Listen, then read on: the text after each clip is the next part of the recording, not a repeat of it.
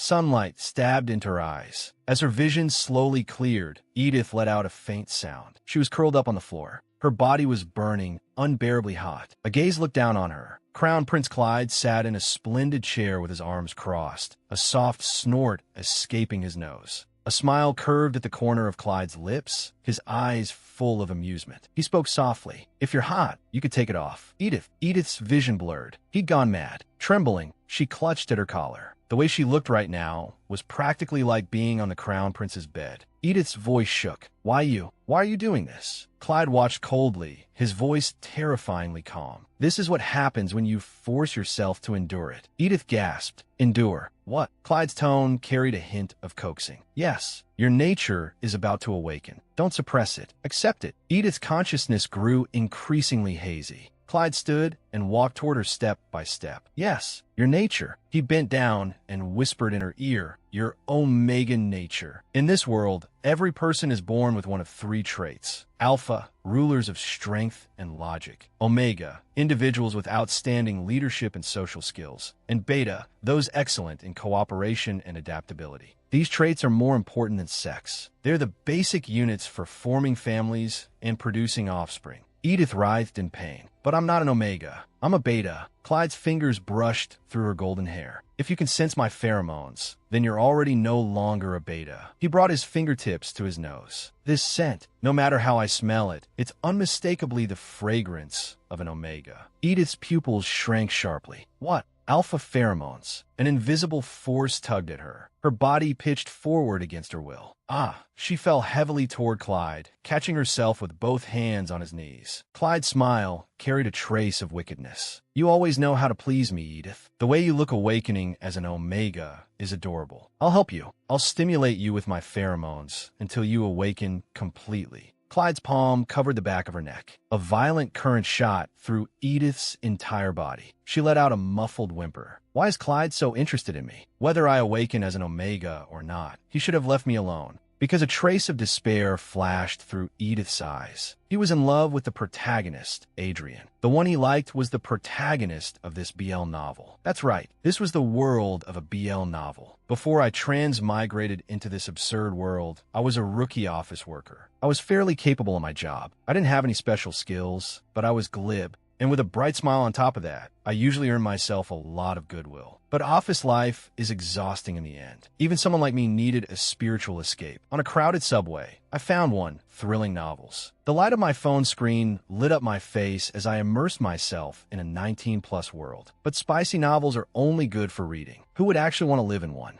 I became a 16-year-old Beta in this BL world. I didn't know how I came here, and naturally I had no idea how to go back. All I could do was helplessly accept reality. Survive here, then go with the flow. Don't stand out. Live casually. Edith said to her companions, "Let's go." The body I possessed was named Edith. She was from the Ketsmori's ducal family, but they were far from wealthy. Her father had failed in his investments and squandered half the family fortune. Crushed by the blow, he then sank into gambling and alcohol and burned through the other half. Exhausted in body and mind, her mother returned to her family home with Edith's younger brother. By the time Edith graduated from the academy, the family's finances had completely collapsed. She had to earn her own living. That was the setting given to her. Inevitably, Edith became a court official. But the problem began there. Edith's eyes widened in alarm. Royal Affairs Department, secretary to the Crown Prince's palace. At the palace personnel office, Edith demanded, "I clearly wrote my first choice as the administrative department on the application. What happened?" The personnel officer looked troubled. By custom, members of noble families usually begin as secretaries. That way they can interact with the royal family more frequently, rather than going to an ordinary position like the administration department. "I thought Miss Ketsmori's file must have had an error." Edith took a deep breath. "Now that you know, you can switch my department, right? But the assignments have already been finalized." Edith's smile turned cold. "If you won't transfer me, I'll request a meeting with the Minister of Administration." The personnel officer turned pale. "WH what?" Edith leaned forward, a trace of threat in her voice. "Don't you know? The minister is a close friend of my father." The man shuddered. "I'll handle it as soon as possible." Edith sat back down. At least change my post for now. Put me somewhere I won't run into His Highness the Crown Prince. Igriegajis. Edith pushed the door open and let out a long breath. In the original novel, Edith was just a messenger, carrying words back and forth between the Crown Prince and the protagonist Adrian. In the original work, Edith suffered terribly between the two men, so all I wanted was to stay far away from them and live a peaceful, easy life. Is this the so-called supporting role halo? Edith gritted her teeth and asked. The problem was not just acting as a messenger. Clyde was destined to become a tyrant whose name would go down in history. Countless bloody incidents would occur around him. Staying far away from him was the best choice. Edith walked alone through the empty palace. I just need to keep my head down for a few days. She carefully pushed open an ornate door and peered inside. Inventorying supplies in the Crown Prince's office. I have to finish checking everything before the Crown Prince returns, then leave. Holding a checklist, Edith compared the items one by one in the spacious office. Ink, check. Paper knife, check. Paper, check. There shouldn't be any problem, right? After checking the last item, she turned to leave. A faint sound came from outside the door. Edith stopped and listened closely. The crack in the door seemed a little. Curious, she edged closer, leaning forward slightly. The door suddenly swung inward. Caught off guard, Edith lost her balance. She fell hard to the floor with a cry. Ow! She looked up. A pair of men's shoes entered her field of vision. Her eyes widened in alarm. Clyde, the male lead. Crown Prince Clyde. Why was the Crown Prince back at this hour? But was a face really allowed to be this handsome? Clyde looked down at her from above, golden eyes deep and captivating. No wonder the novel had spent so many words describing his appearance. Edith's cheeks warmed slightly. He's absurdly handsome. Clyde dropped to one knee. Goodness, are you hurt? He asked softly. I didn't realize someone was standing by the door. Gently taking her hand, Clyde said, let me see. Wait, what did he mean, let him see? Could it be? Edith yanked her hand back. My apologies. Clyde paused in surprise, then rose. That's not what I meant. He adjusted his collar. But I don't think I've seen you before. Edith quickly stood and bowed. Forgive the delay in introducing myself. I am Kai. Edith of House Ketsmories, appointed as a secretary 2 days ago. I greet your highness. Clyde rested his chin on one hand. I didn't know you joined. I see. No wonder I don't recognize your face. Edith wiped at her palms subtly. I also haven't been to the palace in a long time. My memories are a little vague. Everything feels unfamiliar when I look at it. Clyde crossed his arms. Then, you don't remember me either? Edith's pupils tightened slightly. What, really? With her hands clasped before her, she said, I'm deeply sorry, but that is indeed the case. As Edith, I only remember things that happened and what I learned. All memories tied to emotions have disappeared, so I have to sort out my feelings toward people all over again. If I have no impression of Clyde now, then there are only two possibilities. Either there wasn't enough space left to keep memories of what we shared, or those memories filled with special emotions are gone. A smile tugged at Clyde's lips. It's a pity you don't know me, but that's all right. We'll have plenty of chances to meet in the future. Edith blinked. I'm only temporarily assigned here for a few days. Clyde gave a quiet laugh. Edith explained, there was a mistake in personnel. I was assigned here by error. I'll be transferred back to the administrative department soon. Better to make it clear, in case of misunderstandings. Clyde's smile froze. Really? Is that so? No matter how carefully I phrase it, I'll probably still hurt his feelings.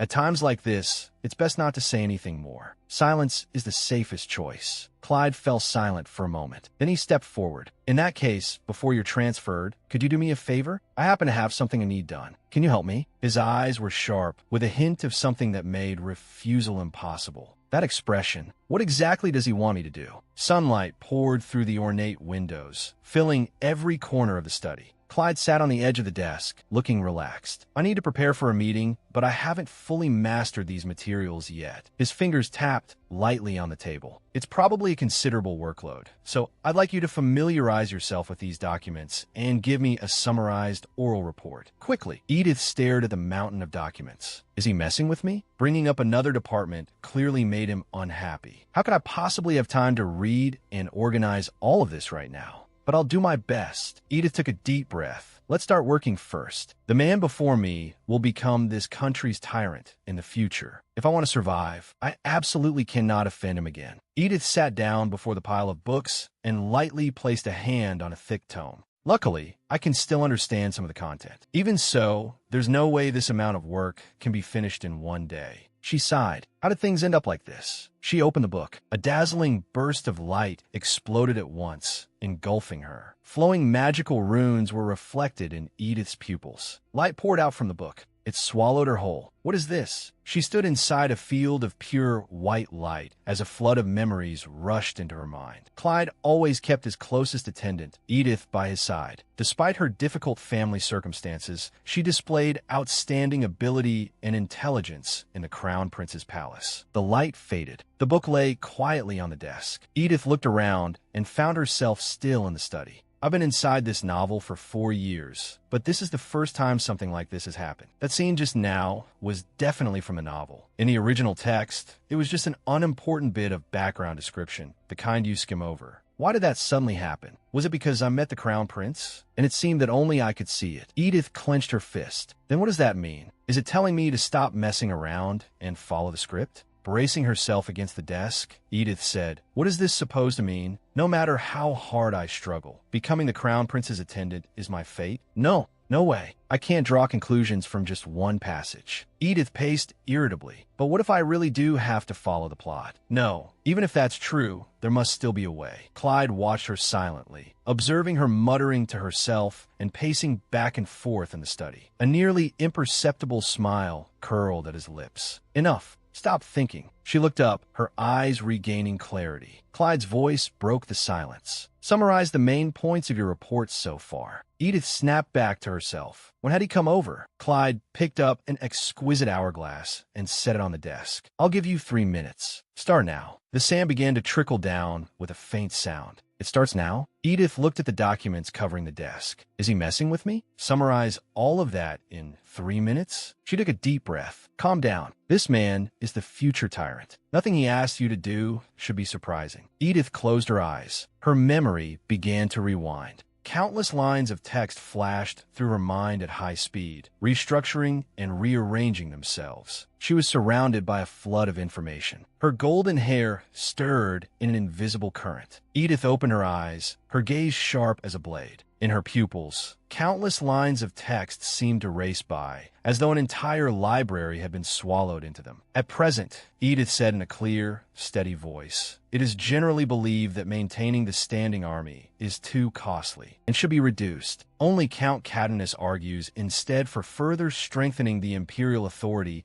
and conducting a detailed investigation into the scale of noble territories and their wealth in order to levy taxes. Clyde raised a hand and cut her off. Enough. Edith stopped mid-sentence. The 3 minutes aren't even up. Is he still not satisfied? But if I fail to win the Crown Prince's approval here, I might be reprimanded, or even exiled. Clyde turned and walked toward the door, his back decisive. Wait, if I got exiled, that might actually be a good thing. Clyde lightly touched a bell. The door opened, and an old butler walked in. The butler bowed deeply. Your Highness, did you call for me? A trace of a smile hung at Clyde's lips. The new secretary, Miss Ketsmoris, has passed my test. She seems quite useful. The butler looked delighted. At last, someone has passed your Highness's test. Congratulations on finding such talent. However, I heard that the department she originally applied for was not the Eastern Palace. Clyde's gaze darkened. Will you take the initiative to resolve her appointment issue? He added, I can't have a talent I discovered snatched away by somewhere else. Edith listened to their conversation in a daze, her mind going blank. What are they talking about? Was everything just now a test? The butler bowed with a broad smile. As you command, Your Highness. I'll handle it immediately. Edith called from outside, W8. Please transfer me back to my original post. Your Highness. I, Miss Ketsmoris. Clyde walked toward her slowly. Bracing both hands on the desk, he said, starting today, you will assist me with affairs in both my office and my private chambers. Edith's entire body stiffened, her pupils contracting sharply. She stood frozen, unable to move. How did this happen? Not only did I fail to escape, I got tied down even tighter. And on top of that, I thought the private chambers would mean a separate room. But this is a room inside the Crown Prince's bedroom suite. It really feels like I've become his personal secretary. A floor plan of the bedchamber spread out in her mind. The Crown Prince's room is here. My work area is over there. In this narrow, elongated room, There isn't even a truly separate workspace. Edith took a deep breath and pulled herself together. My knowledge of this novel only goes as far as the first 25 free chapters. After that, I know absolutely nothing. The only thing I know is that Clyde will become a tyrant. I don't know why his personality changes so drastically, which is why I'm so uneasy. Edith looked up at Clyde's portrait on the wall. That's why I wanted to keep a low profile and avoid getting involved with him at all.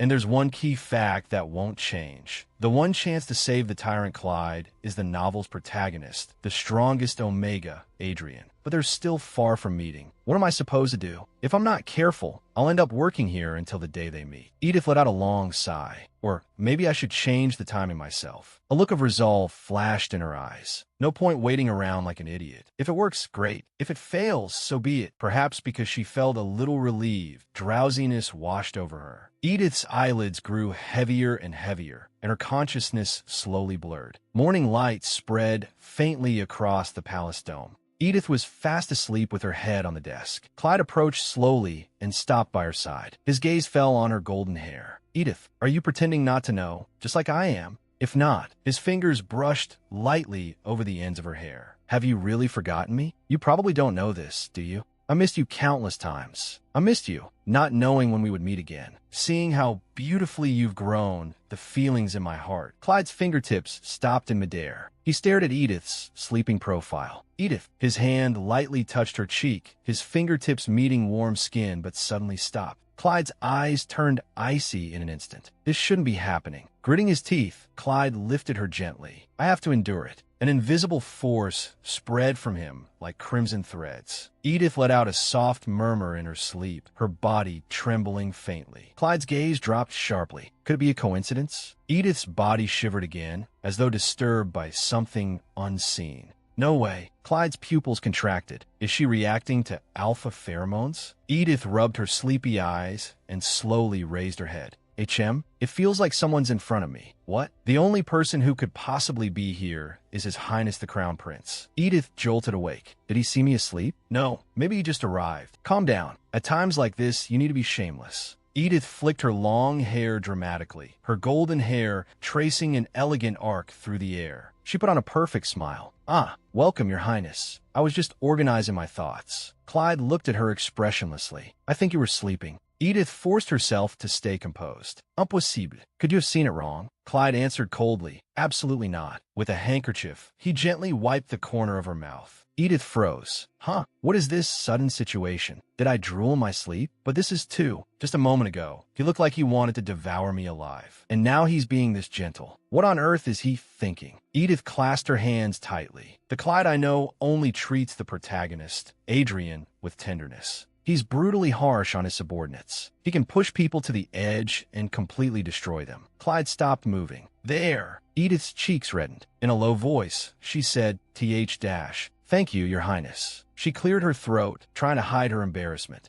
Your Highness. Edith twisted her hands uneasily. I just didn't have much to do for the moment, so I took a short break. Today has been especially boring. A teasing smile rose at Clyde's lips. Really? You found it boring? HM? What was that laugh? No way. Edith's pupil shrank. Cold sweat slid down her cheek. A butler entered with several maids. Your Highness, we've brought everything you requested. Clyde gave a slight wave. Good work. You may leave now. The butler bowed. Yes, Your Highness. The door closed softly. Edith's voice trembled. Your Highness, don't tell me you intend to. Clyde smoothed back his black hair, smiling brilliantly. Seeing how hard you were fighting sleep, I specially found you something to do to wake you up a little. His eyes glittered with delight. Where else would you find a boss like me? What is he even talking about? Saying that kind of nonsense with that face. Edith pointed at the mountain of paperwork. So many documents. What exactly am I supposed to do with all this? Clyde spread his hands and answered as though it were obvious. First, of course, read them all. Edith stared at him in disbelief. All of them? No way. That's far too much. That's outrageous. Clyde snapped his fingers. I understand. I understand your feelings perfectly. Working at such a hard desk must be exhausting. Bracing a hand on the table, Clyde continued. I'll prepare a bed for you so you can rest properly. Edith hurriedly shook her head. Your Highness, if that's the case, then a large sofa would actually be fine. He isn't listening at all. I do not transmigrate here just to be buried alive by work. This is too dangerous. If this keeps up, I'll end up being squeezed dry for 2 years, just like the original assistant. My goal is to slack off on a salary. I have no choice. I can only put on a performance. Edith's eyes reddened as she adopted a pitiful expression. Your Highness, actually, my back isn't very good. Because my family was struggling, I spent every day in the library trying to earn a scholarship. As a result, Clyde stroked his chin thoughtfully.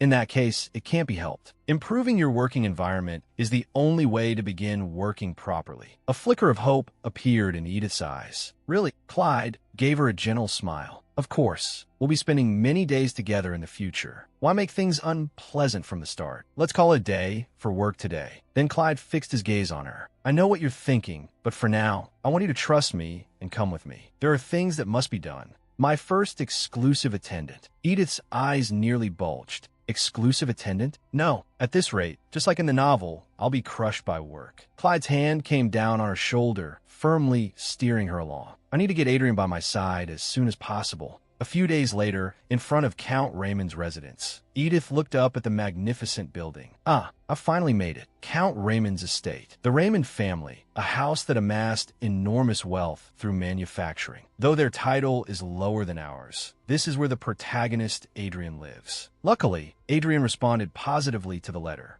After work, I wrote Adrian a letter in the name of an academy classmate and stated my intention to visit. I had deliberately avoided anything to do with the academy in order not to get dragged into the plot, but he readily agreed to see me. The problem, however, was Edith opened the envelope. A dim blue light rose from the paper. Her eyes widened in shock. In this world where alphas and omegas exist, there are 2 ways to produce offspring. The first is through trait compatibility. Regardless of sex, as long as an omega or beta receives an alpha's seed, pregnancy is possible. The second is through biological sex. Even if both are omegas, as long as one is male and one is female, the woman can become pregnant by receiving the man's sperm. The content of the novel surfaced before her once again. Wearing a baffled expression, Edith muttered, "That was unnecessary and terrifying. Why tell me information I already know all over again, especially in a letter from Adrian?" Her hand settled on the doorknob as she took a deep breath. But something this minor won't stop me. The heavy door slowly opened. Light spilled out from beyond it. On the other side was the Crown Prince's one and only lover in the novel, a man with beauty not inferior to Clyde's, a gentle personality, and universal adoration. Adrian. He was surrounded by a crowd of people. He sat before a piano. He was also the key to helping me escape all of this. Adrian's fingers paused above the keys. He lifted his eyes, his gaze meeting Edith's through the crowd. Adrian rose from the piano. He walked toward her. Edith looked up at him. Her heartbeat skipped. Adrian smiled and spoke. "It's been a long time." "Adrian." Edith bowed slightly, one hand resting over her chest. "It has indeed. Lord Raymond, have you been well?" Adrian couldn't help but laugh. "No, Edith, you're being far too formal. Calling me Lord Raymond makes it sound as though we're strangers. It's been a long time since I've heard such a long title. We're friends. Just call me Adri." That nickname, Adri, could only be used by people close to Adrian. Ever since our academy days, I had seen scenes like this too many times. Adrian was always surrounded by people. They were all terrified that someone else's gaze might steal Adrian away. Those alpha nobles were tense, just like now. Edith thought to herself, I had no idea there was a gathering here. If I'd known, I would have come another day. Adrian soothed her personally. Don't worry, they were about to leave anyway. He turned. Please wait a moment. I'll be right back. Adrian walked toward the crowd, wearing a gentle smile that allowed no argument. Everyone, alphas should come to their senses. That lady already has a designated partner.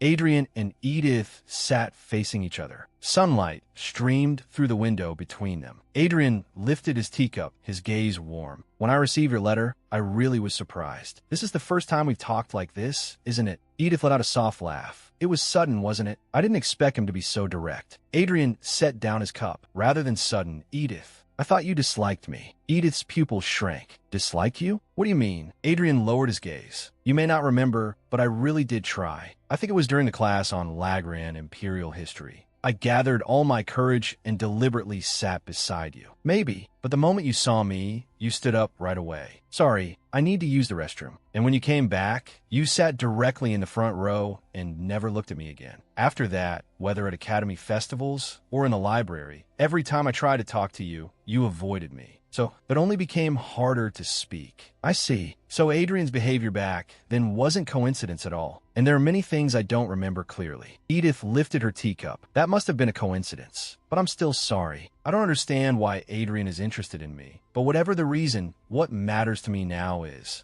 Actually, I didn't even know you knew me. When I contacted you, I was worried you might not even recognize my name. Edith smiled frankly. What's most important right now is getting those two to meet immediately. Adrian looked puzzled. What? How can I not know you? You're the pride of our academy. That's too much praise, isn't it? Not at all. Everyone knows the academy's pride is you. So many students yearn just to catch a glimpse of you. Adrian's cheeks flushed. Stop that. Edith, you make me blush. Beauty fades with time. What truly shines is your wisdom and talent. Edith chuckled. Haha, you're too modest. Adrian met her gaze. And I'm sorry, I'm still not used to calling you Adri. Resting one hand against his cheek, Adrian said, then we should see each other more often. That way, calling me Adri will come naturally. More importantly, Edith, can I allow myself to hope a little for the reason you suddenly wanted to see me? Here it comes. Edith clasped her hands together. If I said I suddenly missed you, would that be strange? Adrian froze.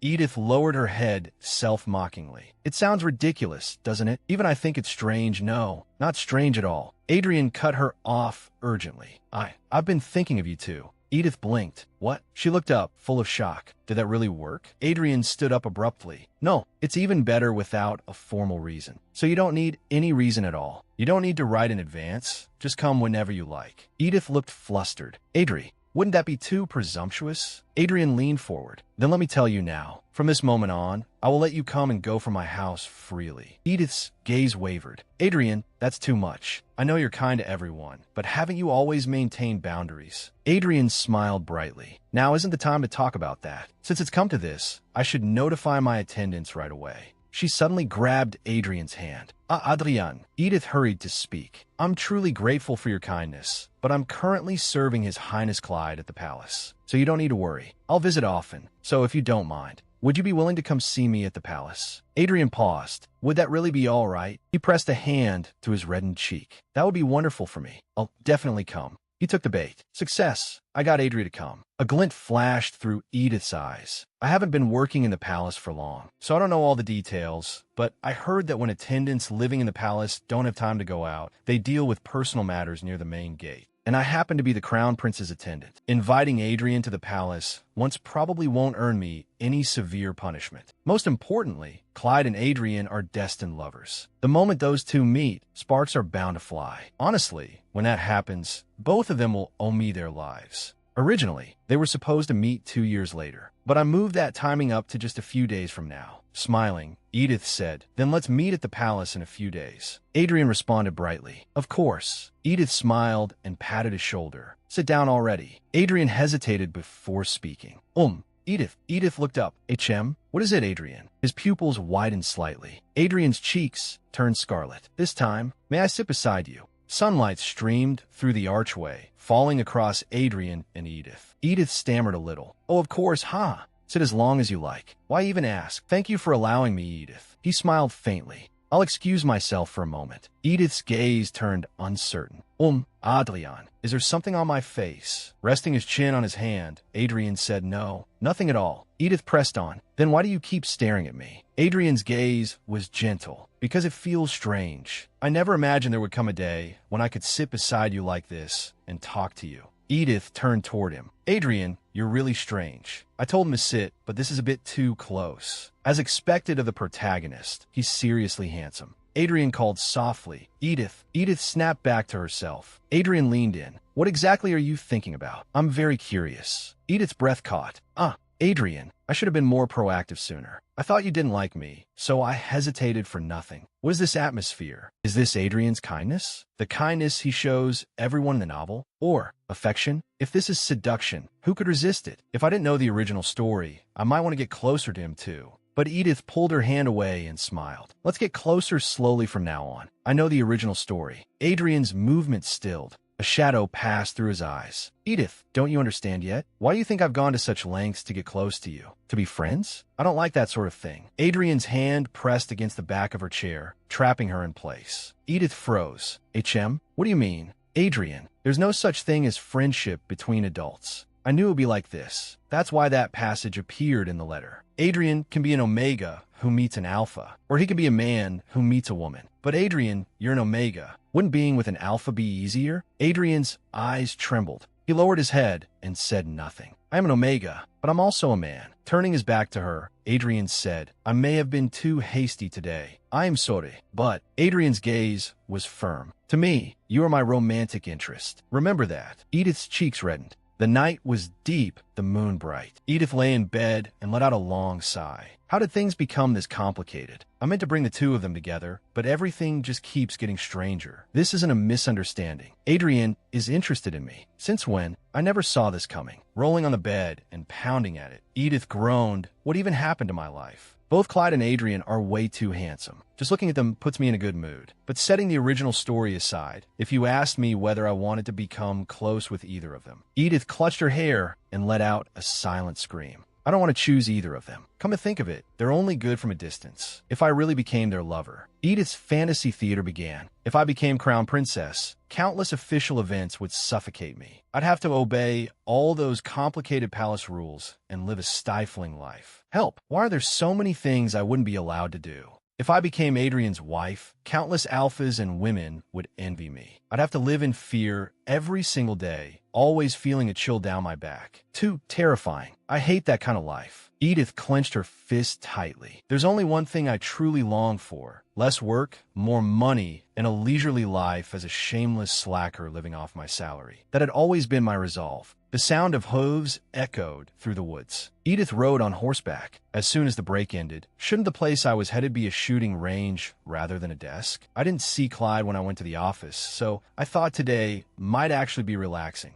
Then the butler suddenly appeared and told me to change clothes and go out. These clothes are far too extravagant for a servant. Edith arrived at the shooting range. She saw Clyde. He held a rifle, his expression focused. Holding her horse's reins, Edith couldn't make any sense of it. A gunshot shattered the silence. Edith whipped her head around. Her pupils shrank. The gunshot echoed in her memory. The bloody purge had continued for 7 days and 7 nights. Upon the throne, a man sat slumped, corpses strewn all around him. The Mad Emperor had become beyond Clyde's control. The great warrior and marksman emperor was gone. All that remained was a madman. He climbed the steps, approaching the minister who had once given his life for him. Without hesitation, he pulled the trigger. Edith clapped a hand over her mouth. Cold sweat soaked her forehead. Was that just now? The day of purge? That must have been Adrian stopping the rampaging Clyde. Why show me that now of all times? Another shot rang out, startling birds into flight. Edith shuddered all over. Is this a warning? A warning that that day is drawing near?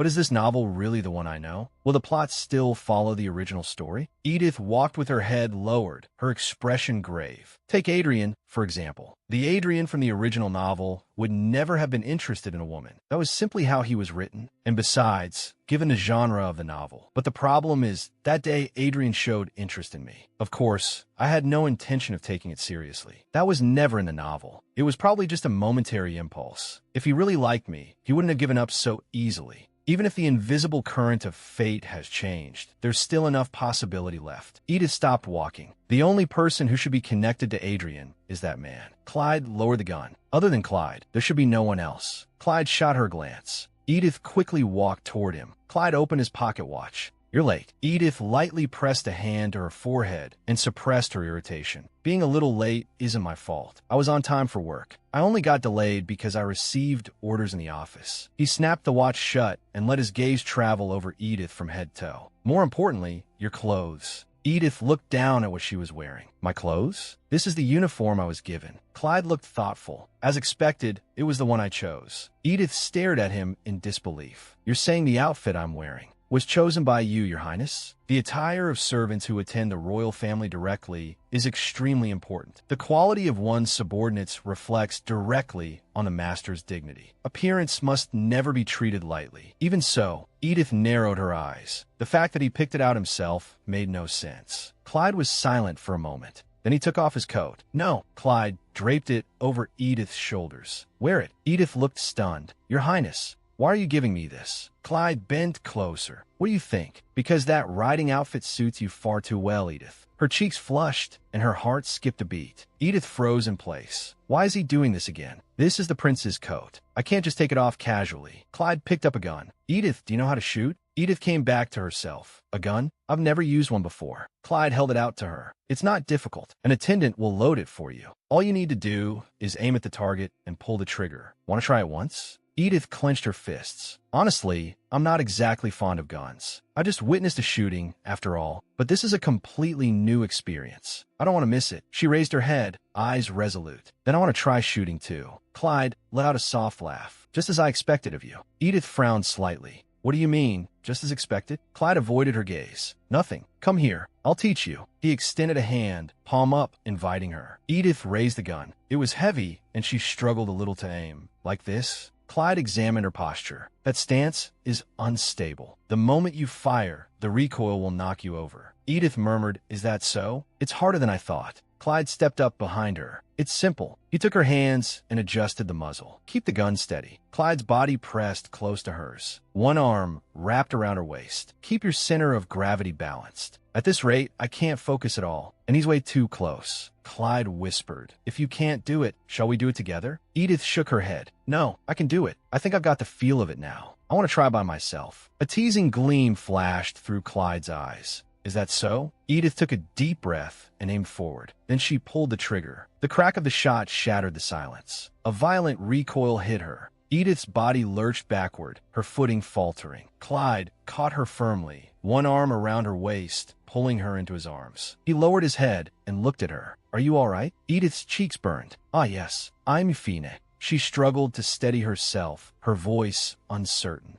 Did I do well? The corners of Clyde's lips curved upward. You did very well. Can you stand up right away? Edith straightened immediately. Of course. Who do you think I am? Clyde's expression turned serious. But Edith, do you smell anything unusual? Or do you feel any changes happening in your body? Edith sounded confused. What do you mean? Clyde's tone was flat. I mean it literally. His gaze sharpened, carrying a dangerous edge. Or perhaps, you might feel an urge to report me. Edith's pupil shrank, and her face turned bright red. She shoved Clyde away. A stir went through the crowd. Your Majesty, I am terribly sorry. I've committed a grave offense. He helped Edith up and said lightly, It's all right. Don't worry. I permitted you two to be close. You permitted it? When? A trace of amusement flickered in Clyde's eyes. So that's how you intend to gloss it over? Fine then. I'll play along to the end. Edith forced herself to remain calm. I didn't feel any of the symptoms you mentioned, Your Highness. She squeezed out a smile. You really do love making jokes. Although, I do feel a little dizzy. Clyde's smile froze instantly. Wait, you said you feel dizzy? Clyde grabbed her shoulders. Tell me in detail. Edith's eyes shifted away. Well,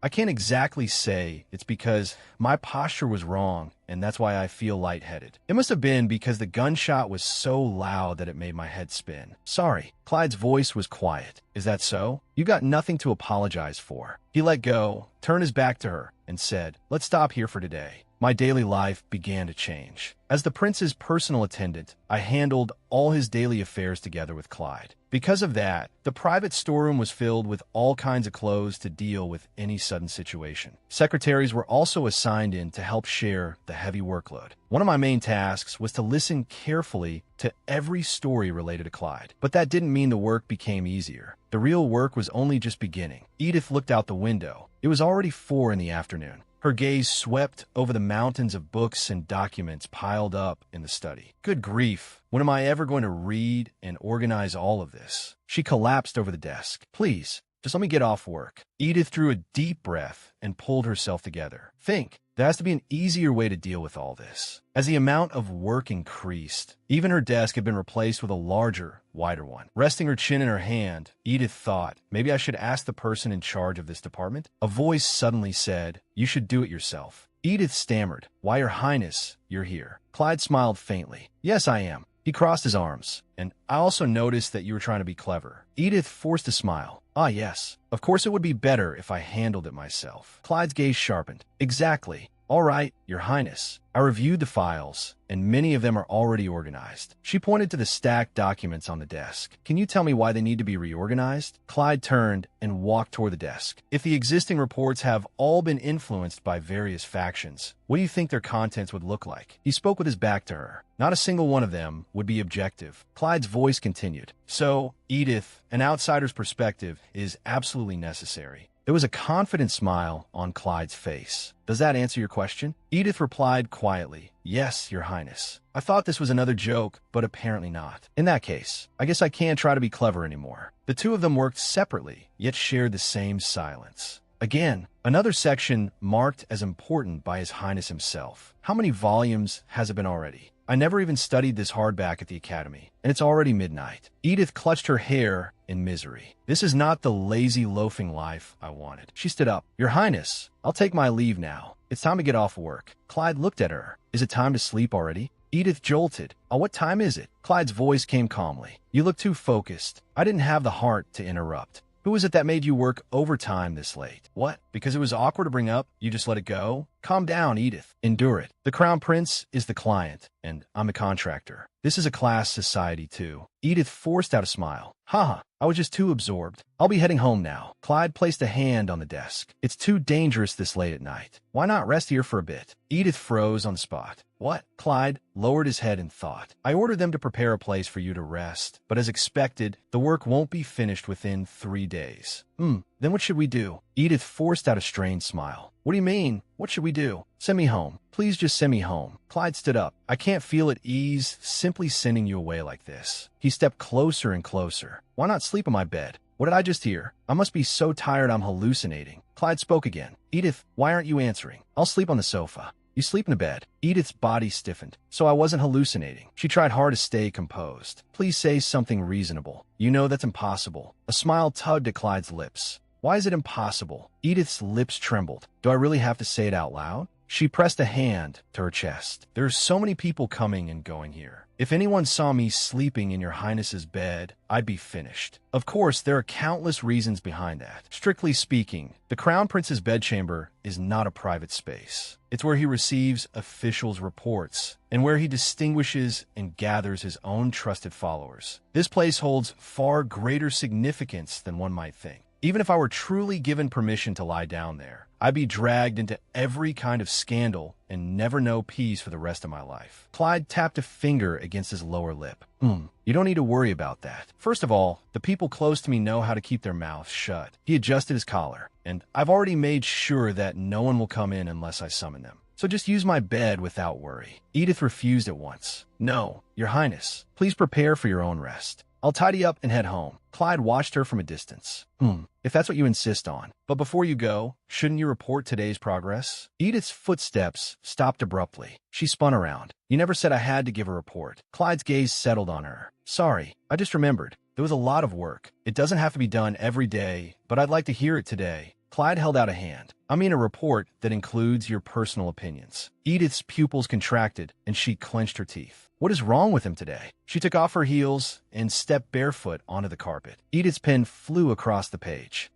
Does he think I can't do it? She glanced sidelong at Clyde in the distance. Once I finish the report, I'm off work. More importantly, Edith stopped writing. Is he acting like this because he likes me? Should I ask him? No. If I ask and he denies it, that'll be humiliating. But if the answer is yes, that would be awkward too. Edith laid her head on the desk, her breathing gradually evening out. She fell fast asleep. Clyde bent down and gently stroked her blonde hair. I told you to sleep, but you refused to listen. He sighed softly. Why be so stubborn? It shouldn't be like this. He gazed at her sleeping profile. Edith, I'm going to carry you to the bed. I'll be careful, but if you happen to wake up, can you pretend to stay asleep? If you do, I'll pretend not to notice. And then I'll put you down. Clyde carefully lifted her, his movements gentle, as though he were holding a fragile treasure. Clyde's eyes shook. How could she smell like this? It felt as though he had stepped into a sea of purple flowers. Could a beta possibly give off a scent like this? Absolutely impossible. Clyde drew in a sharp breath and forcibly restrained himself. I have to endure it. If I breathe in any more, it'll be hard to stay calm. Tormenting her here would be childish. I've troubled her enough already. Clyde tucked her in. You put up with my childishness today. Thank you for that. I had many plans to treat you well in the future, but if things keep twisting further, that'll become troublesome. I only hope you have a good dream. Morning sunlight spilled into the room. Edith turned over in the soft bedding. So comfortable. The blanket is so soft. She slowly opened her eyes. Since when did our house have anything like this? She suddenly sat up and looked around. Where's this? Has he lost his mind? He really brought me here. Clyde spoke lazily. Looks like you're awake. Did you have a good dream? Edith's mind went blank. What? Clyde rubbed his eyes. Relax your expression. My expression? Do I look like I'm in any position to relax right now? I clearly said I was going home. Your Highness, why are you lying next to me? He tugged at the blanket. I apologize for lying beside you. But Edith, isn't this simply the result of you lowering your guard? Edith looked utterly bewildered. Lower my guard? What do you mean? A faint smile curved Clyde's lips. From today on, stay in the palace. Clyde's gaze settled on her. Why are you so surprised? I think it would be good if you stayed in the palace like you did yesterday. Edith's breathing faltered. But, Your Highness, Clyde added, I'll also reduce your workload. How about it? Not a bad offer, is it? Edith's eyes sharpened. Do you mean transferring me into a palace attendant role? Clyde replied evenly, exactly. You understood well. Edith turned her face aside. Lighter work and a nice room too. These conditions are too good. The Crown Prince's order must be obeyed, but she lowered her head in thought. I'll think about it. Two concerns surfaced in her mind. First, my family situation is getting worse by the day. I can't stop worrying about father. Second, Clyde's unpredictable behavior leaves me utterly confused. Instead of worrying alone, I should just ask him directly. Edith clenched her fist. Your Highness. She lifted her head, eyes firm. Have you fallen in love with me? Not a single ripple crossed Clyde's face, yet the sound of his heartbeat seemed to echo in the silence. He slowly turned toward her, a smile at the corner of his mouth. Yes, Edith, you're right. He leaned in, his breath brushing her ear. Edith's pupils shrank. Then that means... Clyde's smile deepened. If you openly said you hated me, I'd be a little hurt. I can't say I never noticed, but I thought you were only teasing me, not truly in love. Because your behavior is too childish. You don't act like a man in love. Besides, things aren't supposed to be like this. Edith's gaze wavered. Since you're a dominant alpha, wouldn't being with an Omega be more comfortable? I've heard that's more appealing. Clyde looked thoughtful. That's true enough. The power of pheromones can't be underestimated. Edith continued her analysis. And I notice your Highness has almost no female attendants by your side, so I thought you preferred male Omegas. Clyde's gaze swept over her. Now that you mention it, most of the attendants around me are indeed men. So your Highness likes men more? Clyde fell silent. Given the current circumstances, I suppose I should say yes. Edith clasped her hands together, her eyes shining. I see. I understand now. So I'm just an ordinary attendant. That's a relief. Even though things got a little twisted, there's still a good chance the story can follow the original plot. Clyde's gaze softened. There are many kinds of feelings one can have for someone. He smiled faintly. Don't worry, Edith. I don't intend to make you the Crown Princess. Edith let out a breath of relief. Of course, you'll soon gain a powerful ally, a Crown Princess. I'll make sure that happens. Footsteps echoed through the empty corridor. Now that I know what the Crown Prince is thinking, only one issue remains: father's debts.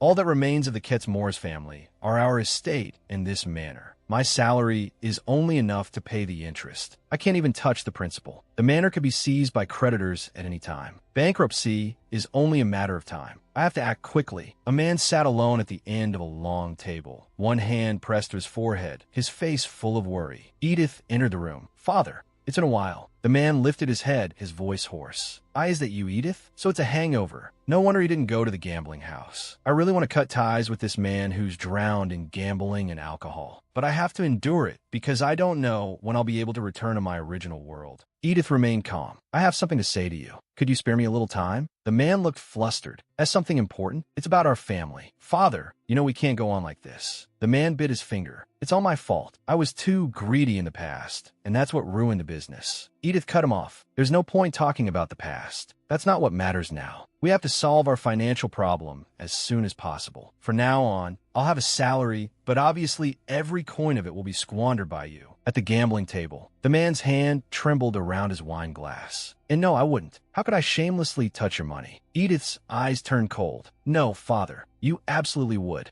As the head of the household, you have the authority to use my salary as collateral, even the savings of my entire life. So I'm sorry, but you must grant me one request." The man looked at her in confusion. "What request?" Edith straightened her back, determination flashing in her eyes. "Please pass the ducal title and the authority of family head on to me. The Ketz-Morris family is on the brink of collapse. If you acknowledge that reality and entrust everything to me, we can avoid the worst possible ending." The man lowered his gaze. "And no, I can't. No matter what, not this suddenly. Father, you must be frightened. Normally, one only inherits the position of family head after the previous head dies. But even old traditions have exceptions, namely, when the family survival itself is at stake." Edith stared at him. "Father, you do want to give up gambling, don't you?" "Of course I do. Otherwise, why would I be at home today?" "A lie." Edith took her father's hand. "I believe you, father. Let's get through this together." The man's eyes filled with tears. Edith smiled gently. "There's no need to hesitate, but your weak nature will only delay your decision. So please pass the position of family head to me and then get some proper rest. You've suffered enough." Edith knelt down, burying her face against the back of her father's hand, pressing him to decide with the deep concern of a daughter. The man's eyes were full of guilt. "I've placed too heavy a burden on you. I am truly sorry." He tightly embraced his daughter, tears falling. "I am sorry. I'm such a useless father." Edith hugged him back. "It's all right, father. I'll do my best to repay the debts you've incurred. That is the duty of the family head, and also my duty as your daughter." She lifted her head in his arms, a nearly imperceptible smile curling her lips. Just like that, the problem of the family head's authority was solved. Clyde's gaze shifted away from the leaves. He closed the book, a playful smile on his face. "Oh, and who might this be? Isn't this Duchess Ketz-Morris?" Holding a file in her arms, Edith knit her brows slightly. "I would prefer that you not address me that way, Your Highness." Clyde's smile deepened. "It's certainly been a long time since I heard that title. Still, it's impressive. I sincerely admire the way you solved your family's problem." "That's right. I'm the head of the house now. Just as His Highness said, I successfully resolved the issues of title and succession. On the very day Father made his decision, I pressed my advantage and went straight to the cabinet office to complete all the official procedures required for inheritance. I formally became the head of the Ketz-Morris family. I took advantage of a loophole in the law. The family head is not responsible for personal debts. I sent formal warnings to all of Father's creditors. Any debts he incurs in the future will be his personal responsibility alone. Of course, I still have to bear the debts already incurred. Yes, that's the limit of what I can do. Has it really been solved? Do you know how much debt I'm carrying? So much that even Your Highness might faint." Clyde wore an easy smile. "There's no need to worry. The future is bright, and I'll be working with you for a very long time." Golden light glinted behind his lenses. "A lifetime position has already been prepared for you." Edith's face darkened. "Is this really the time to say something like that?" Clyde's smile did not change. "Then let's get back to work." Clyde's words were no exaggeration. I was constantly given supporting tasks. The current emperor was bedridden, and Clyde was shouldering both the duties of crown prince and the role of regent. He had not a moment to breathe. Time rushed past like a storm. In the brief intervals when he could rest, he found amusement in only one thing: changing his glasses. "Want to try a pair too?" Edith lifted her eyes from the book. "No, I think I'd look strange in them." Clyde's tone brooked no refusal. "Come on, just once. Or do I need to issue a royal command to make you put them on? There are plenty with no prescription. They won't make you dizzy. And every pair has a different shape. Isn't it interesting how glasses can change someone's appearance?" Edith's gaze brushed over the glasses case. "That does sound interesting. Then I'll try this pair." She reached out for one, but Clyde stopped her first. "Wait." His fingers lightly brushed through her hair, tucking a lock of blonde hair behind her ear. Whenever Clyde does this, I feel like his doll. It isn't an expression of emotion. It's a silent form of control. To him, this moment is only another pastime. Clyde poked her cheek. Edith jolted. "Your Highness." Clyde's voice was full of amusement. "When you puff out her cheeks like that, you really do look like a child. I'm already grown up." His voice sounded near her ear. "I meant that you're very cute, just like when you were little." Edith's breathing faltered. "When I was little." She looked up, confusion filling her eyes. "Your Highness, what do you mean by that?" Clyde withdrew his hand. "Never mind. Everyone has a childhood. What matters is that you're in front of me now." Edith closed her eyes and let him place another pair of glasses on her face. "Fine. Once he finished, Clyde's voice came from in front of her. You can open your eyes now. Edith slowly opened them, her vision focusing. Why is everything blurry? Didn't you say these glasses had no prescription? My head feels awful. Edith turned sharply, lost her balance, and pitched forward. Clyde reacted at once and pulled her into his arms. Looking down at her, he smiled slightly. I knew it. Through the lenses, Edith's vision was a haze. These glasses. Didn't you say they had no prescription? Clyde's voice sounded by her ear. I did say that. It seems I picked up the wrong pair. I couldn't see clearly when I wore them either. In that case, I'll have someone check them all again. Edith steadied herself and looked up. Right when I fell just now, didn't you say I knew it? Clyde laughed softly. Huh, did I? I probably just thought those glasses suited you and accidentally said it out loud. Edith put her hands on her hips. I know that's not what you meant. Stop joking around. Clyde's expression turned serious. Why wouldn't you believe me? I'm telling the truth. Outside the door, two maids exchanged glances. Did something just release pheromones? The other maid hurriedly covered her mouth. Show quiet. His Highness will hear you. Watch your mouth if you want to keep working here. He steadied Edith by the shoulders. Rest. Edith sat down on the sofa and looked up.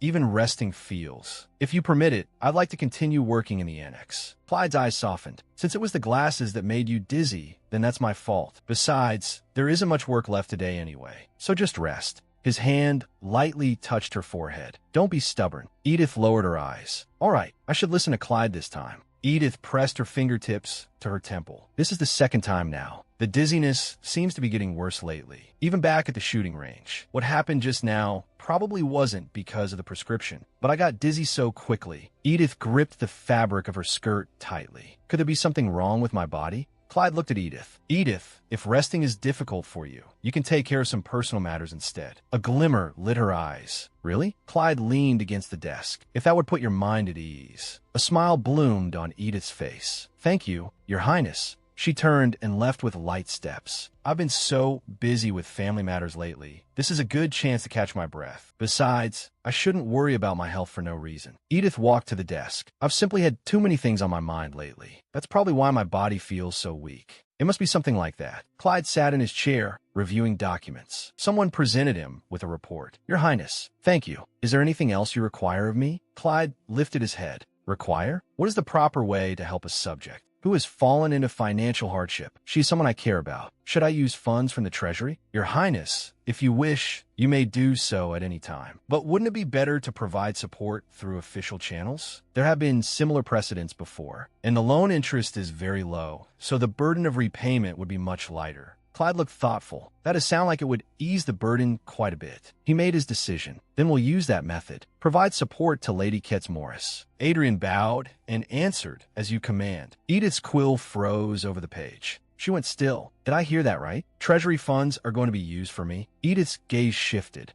A head was poking through the crack in the door, wearing a smug smile. She quickly covered her mouth. I really didn't mishear him. The Crown Prince's goodwill is a little too much, but at least I can finally breathe easier. Edith narrowed her eyes. Now isn't the time yet. She picked up her quill. I need to send one more letter to inform them that the head of the house has changed. Father's debts are now mine to bear. Clyde's gaze rested on her, a faint smile tugging at his lips. A knock sounded at the door. Your Highness, may I come in? Clyde's voice came from inside. Come in. An attendant pushed the door open. Adjusting his glasses, he said, Your Highness, I came to inform you that your rut is approaching. Clyde set down his quill. Has it already come to that? Time passes quickly. The attendant bowed slightly. How do you intend to get through it this time? I'll prepare the usual medicine. Your Highness, have you considered the suggestion I made last time? You know your constitution is extremely special. That medicine is specially formulated, and it places a heavy burden on your body. Rut. Edith's body trembled slightly. That word made her once again vividly realize that Clyde was a superior alpha. Rut was the period alphas experienced regularly. During that time, their mating instinct reached its peak. Instinct often overpowered reason then, and in serious cases they would chase after omegas without a second thought. The stronger the alpha's constitution, the more intense the reaction.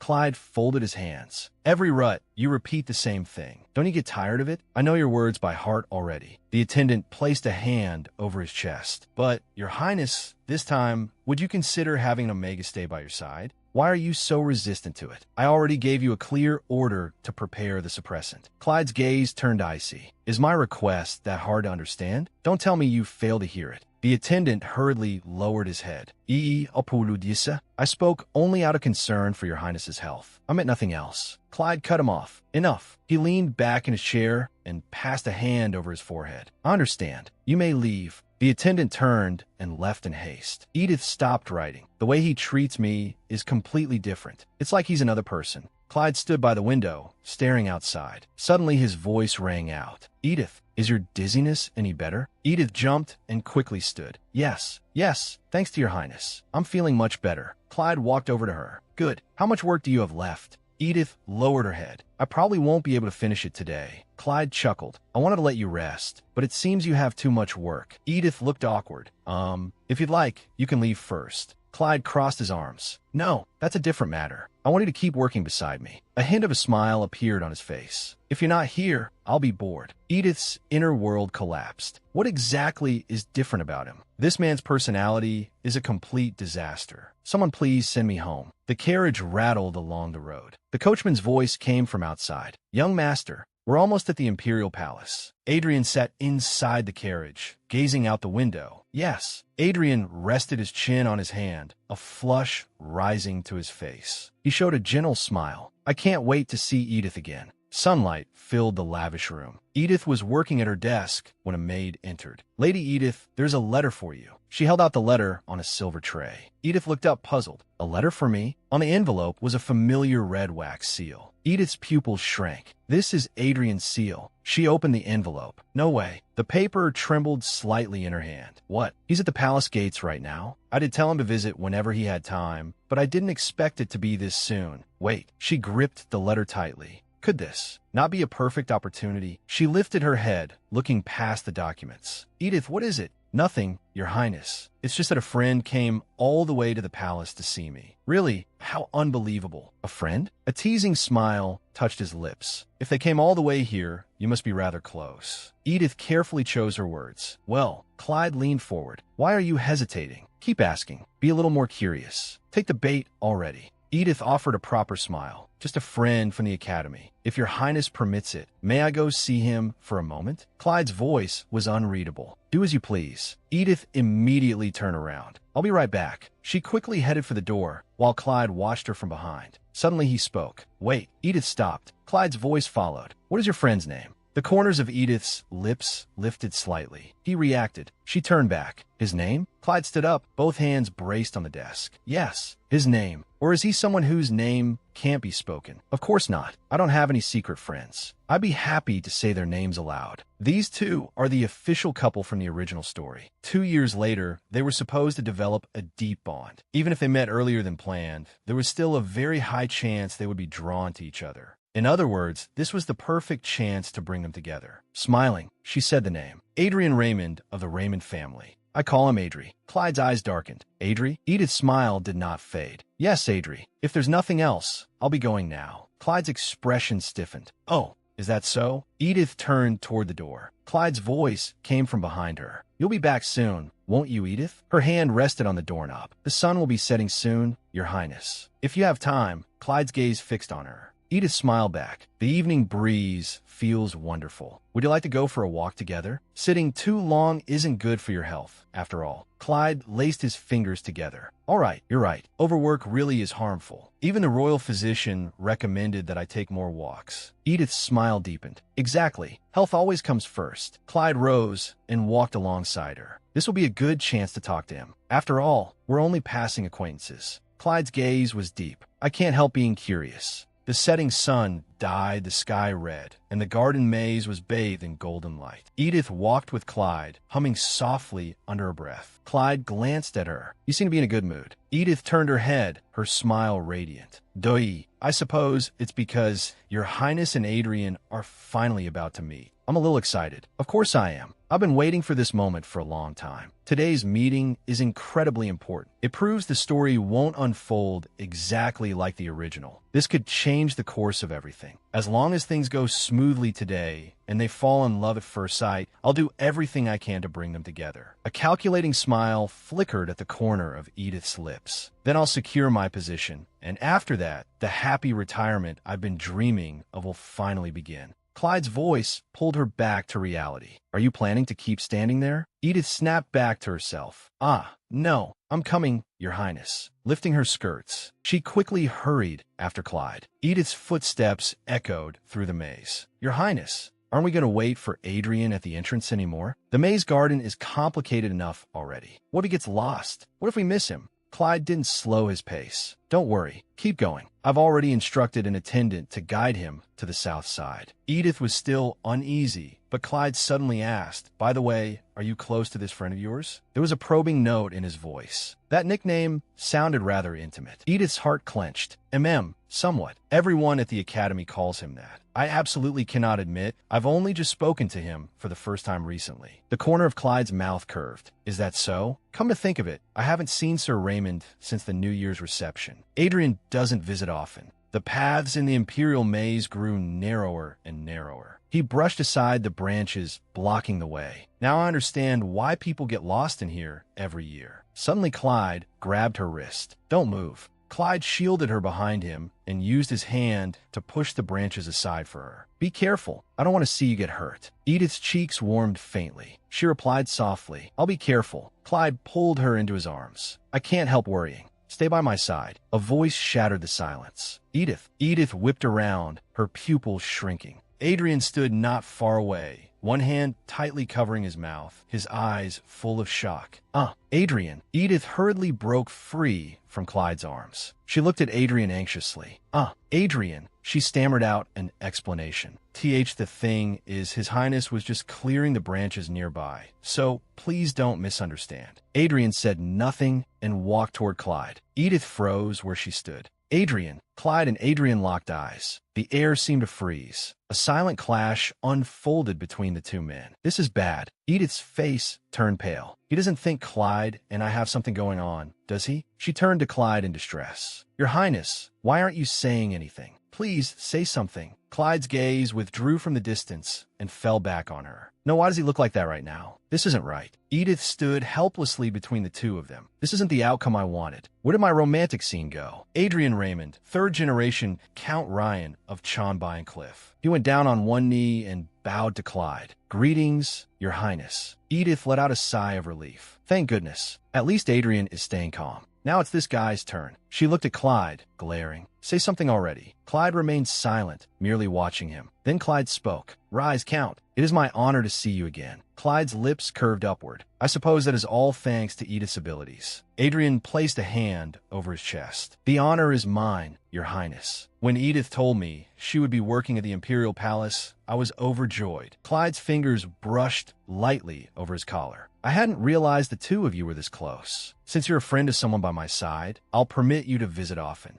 Adrian gave a slight bow. I gratefully accept Your Highness's generosity. Then, if you permit it, I will come visit Edith from time to time. Listening to their conversation, Edith only felt things becoming more tangled. I thought once they met, everything would naturally fall into place. I need to change the atmosphere first. Edith turned to Clyde. Your Highness, let's not just stand here. Let's go where we originally planned. I heard the bench on the south side has a beautiful view. Clyde wrapped an arm around her shoulder. Let's go. It's not far if we take the shortcut. He glanced at Adrian. I took a little detour so Edith could enjoy the scenery. Thanks to you, we were able to run into Sir Raymond so quickly. So the result wasn't bad. Adrian's lips pressed into a thin line. His expression was blank. I can finally breathe now. But why now? Why do they have to run into me right now? My plan to make them meet, help them along, and quietly slip away has been completely ruined. The protagonists who were supposed to be madly in love in the original now seem like total strangers. They walked in silence as if they didn't know each other at all. Even if this were some love-hate drama, they should at least show some interest. This is way too different from the original. What am I supposed to do? Edith tapped the ground irritably with the tip of her shoe. Suddenly, her body lurched her footing unstable. Why has this been happening so often lately? Something feels wrong. The ground seems to be overlapping. Wait, could it be? Clyde slowly drew near. The chatter of the crowd drifted away like clouds. In Edith's swaying vision, in her muffled ears, there was Clyde in midsummer, and a serving cart prepared for the banquet pressed against her back. There was nowhere left to retreat. Edith's feet were rooted to the spot, unable to move. This is definitely a scene from the novel. The missing role should have been Adrian. Why was Adrian's name erased? Since they met at a different time than in the original, it's only natural for the plot to change. Edith clenched her skirt tightly. But why was it the name that disappeared, rather than the scene or the circumstances? What is this trying to tell me? Her unsteady footing knocked over a plate. Strawberries were crushed under her palm, staining the white lace with red. Clyde grabbed Edith's hand. Sweet strawberry juice burst between their fingers. The fruit scent mixed with a beast-like presence, overwhelming in its nearness. It made her whole body go rigid. Edith stared at the scene. The words of the novel were disappearing. Who was the person meant to appear in this scene? Edith's body was enveloped in golden light. She jolted awake and held out her hand. Who was it? Who on earth was it? There was nothing. It vanished. HM? Come to think of it, I clearly fell, but I didn't feel any pain. It felt like someone caught me. Adrian's voice sounded by her ear. Edith, are you all right? You need to be more careful. He steadily supported Edith, pulling her into his arms. Edith's cheeks flushed. She stammered, thank you. Thank you, Adrian. Adrian gently took her hand and carefully checked to see whether she was hurt anywhere. Edith shook her head. No, thanks to you, I'm fine. Adrian held Edith by the shoulders, his voice gentle. Not just the branches. You need to watch your step too. I'll catch you. I won't let you fall again. Edith tried to pull away. I'm fine. A cold voice rang out. Let go of that hand. Clyde pulled Edith away. Come here. Edith looked up at Clyde, her voice trembling slightly. Why, Your Highness? Clyde steadied her shoulders. Rather than worrying whether you're hurt, why did you suddenly fall? Edith lowered her eyes. Well, Your Highness. Adrian's voice cut in unexpectedly. There was a stone on the path sticking out. I should have been more careful. For the rest of the way, I'll escort Edith. Clyde's smile froze on his face. Adrian's tone was firm. For the rest of the way, I will escort Edith. Clyde replied. For the rest of the way, I will escort Your Highness? Let a subject take over something like that for you? Edith's brows drew together slightly. Honestly, after all that effort, they're arguing over who gets to help me? Enough. Both of you.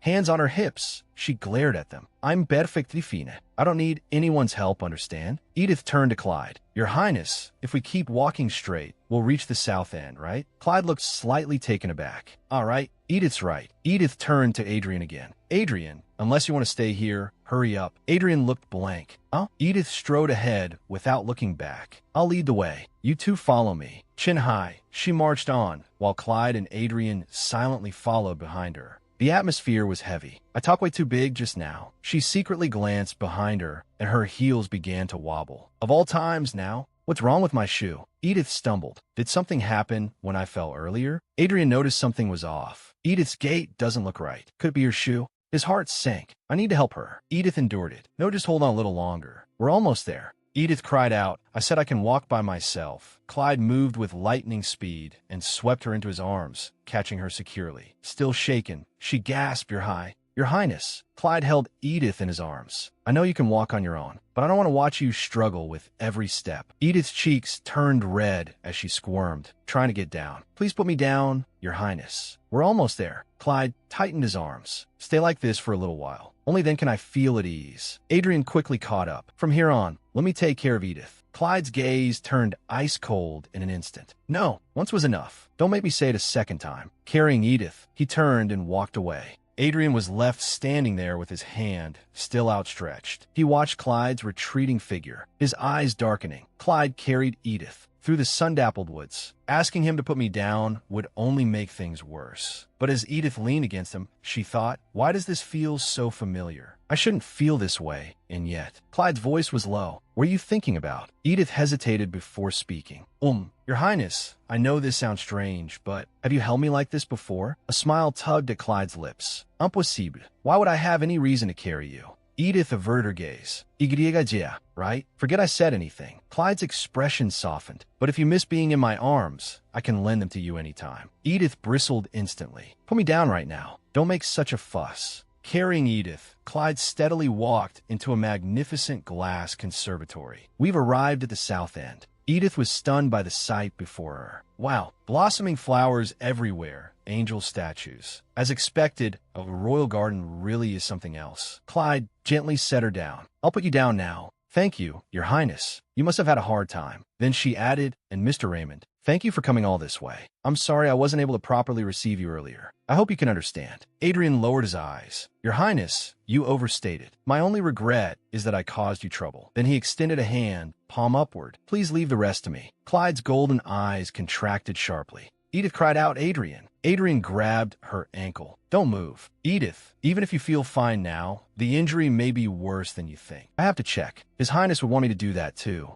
Clyde's voice sounded. Mr. Raymond is right. Go ahead and check. Then to Edith, how do you feel? Does anything hurt? Edith shook her head. Adrian, I'm fine. Adrian smiled in relief. That's good. It doesn't look serious. Thank you. Adrian, Clyde's gaze sharpened. But Mr. Raymond, why did you come to the palace to find Edith? Adrian's blue eyes held a trace of smile. I happen to hear some urgent news. I heard the head of the Ketz-Morris family has changed. There was a faint smile in Adrian's blue eyes. I was too worried about Edith to stand by and do nothing. To me, Your Highness, nothing is more important than seeing with my own eyes. Clyde's expression didn't change, but his gaze grew colder. Edith was confused. HM, why has the atmosphere become like this again? If this keeps up, it'll be bad. If things get worse, we'll really be in trouble. Edith suddenly spoke.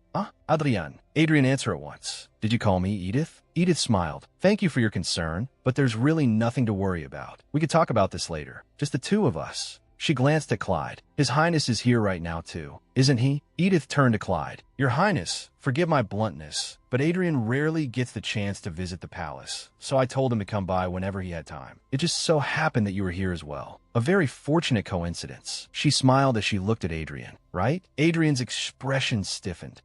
Yes, that's right. Clyde laced his fingers together and said nothing. But his gaze only turned colder. Adrian asked with concern, Are you really sure you're all right? If there's anything I can help with, just say so. Edith raised her face, smiling brightly. I'm really fine. You don't need to worry. Clyde spoke in a tone that allowed no refusal. Mr. Raymond, I'm sorry, but I must ask you to leave today. Adrian's expression froze. What do you mean, Your Highness? Clyde's gaze fell on Edith. Edith still has keys to deal with. Edith looked stunned. Keys? But isn't today supposed to be for private matters? Clyde's voice was low and firm. I'm sure you understand. Adrian closed his eyes and took a deep breath. When he opened them again, he said, so there's still work to be done. What a pity. Since it is Your Highness's order, I'll take my leave for today. Edith curled her toes uneasily. The air fell into awkward silence. How did things end up like this? This isn't what I wanted at all. Adrian just left. I had such hopes for their first meeting, and it turned out this badly. But Edith's eyes grew resolute. Today wasn't fruitless, because now I'm certain the supporting role plot can be changed. I used to be deeply anxious about it. I tried my best to avoid the Crown Prince's notice. But when I failed to be assigned to the Ministry of State Affairs and instead became his personal attendant, my mind was filled with fear. Fear that I would never escape the supporting role plot. Fear of that unavoidable tragedy. I spent day and night trapped in those thoughts. But today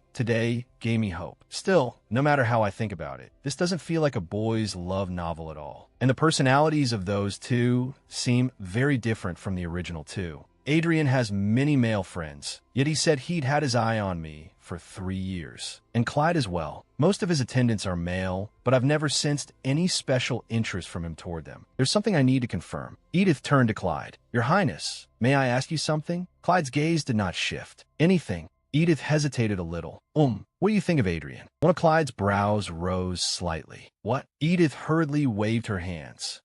It's nothing serious. It's just that Adrian is an Omega after all. Even though he's male, he's very charming. I thought he might be your type. Clyde let out a soft scoff and pressed a hand to his forehead. What gave you the right to decide my preferences for me? Edith panicked. I can't exactly say I read it in the original novel, can I? I understand why you'd think that, Edith, but you're entirely mistaken. An alpha's instincts can be controlled with medication. Having an Omega partner brings stability, but it is not absolutely necessary. Do you understand what I mean? He reached up to loosen the tie at his collar. For me, even a Beta Crown Princess would be a viable option. Second, gender and secondary traits don't matter. I completely misunderstood. I thought the person he fell in love with had to be a male Omega, but that isn't true. Clyde loved Adrian not because he was an Omega. He loved Adrian for who he was. This wasn't Clyde's characterization collapsing, nor was it a total overturning of the original story. Suddenly, Clyde let out a pained sound. Edith immediately moved to support him. "Your Highness, what's wrong? Something isn't right." His breathing became abnormally heavy. How did this happen so suddenly? Clyde's hand suddenly clamped down on Edith's shoulder. "Edith, my rut is coming." He collapsed in her arms, his whole body burning hot, his breath scorching. Edith's pupils shrank. This is dangerous. If it gets worse and he loses control. She tried to pull away. "Your Highness, I'll go call someone right away. Please wait a moment." But Clyde's grip suddenly tightened, dragging her down to the floor. Edith looked up in terror. "Your Highness." Clyde was breathing harshly, his eyes already unfocused. He had completely lost control. Clyde pinned Edith tightly in his arms. Her body was forced back by an irresistible strength. "Please, wake up." Clyde's breath was hot as he murmured hoarsely, "Edith, I am Festi. Help me." His eyes were unfocused, sweat sliding down from his temples. "Do something for me." Edith struggled to support him. "Your Highness, you have to stay conscious." Clyde's hand slid up to her cheek, his fingertips stroking gently over it. So soft. He lowered himself, burying his face in the hollow of her neck. "Like this. Just like this." They say an alpha in rut is like a crazed beast. Edith's hand shot out and gripped his wrist. "Please, come to your senses." Edith struggled desperately. "Your Highness, please wake up." The garden was silent. The last light of the setting sun fell over the bench. Clyde sat with his head lowered. Edith stood to one side. Clyde lifted his eyes. "Are you very angry?" Edith looked at him, her expression complicated. "This may sound like an excuse, but even I didn't expect it. The signs of my rut came earlier than expected. If you're angry, I understand." He'd finally regained his reason. Edith's gaze softened. Clyde looked deeply shaken as well. For a dominant alpha with such overpowering instincts, it must be even harder to control. Edith gently shook her head. "I was definitely startled, but this wasn't your Highness's intention. Let's end things here for today. I've already sent for people. The attendants will be here soon to look after you."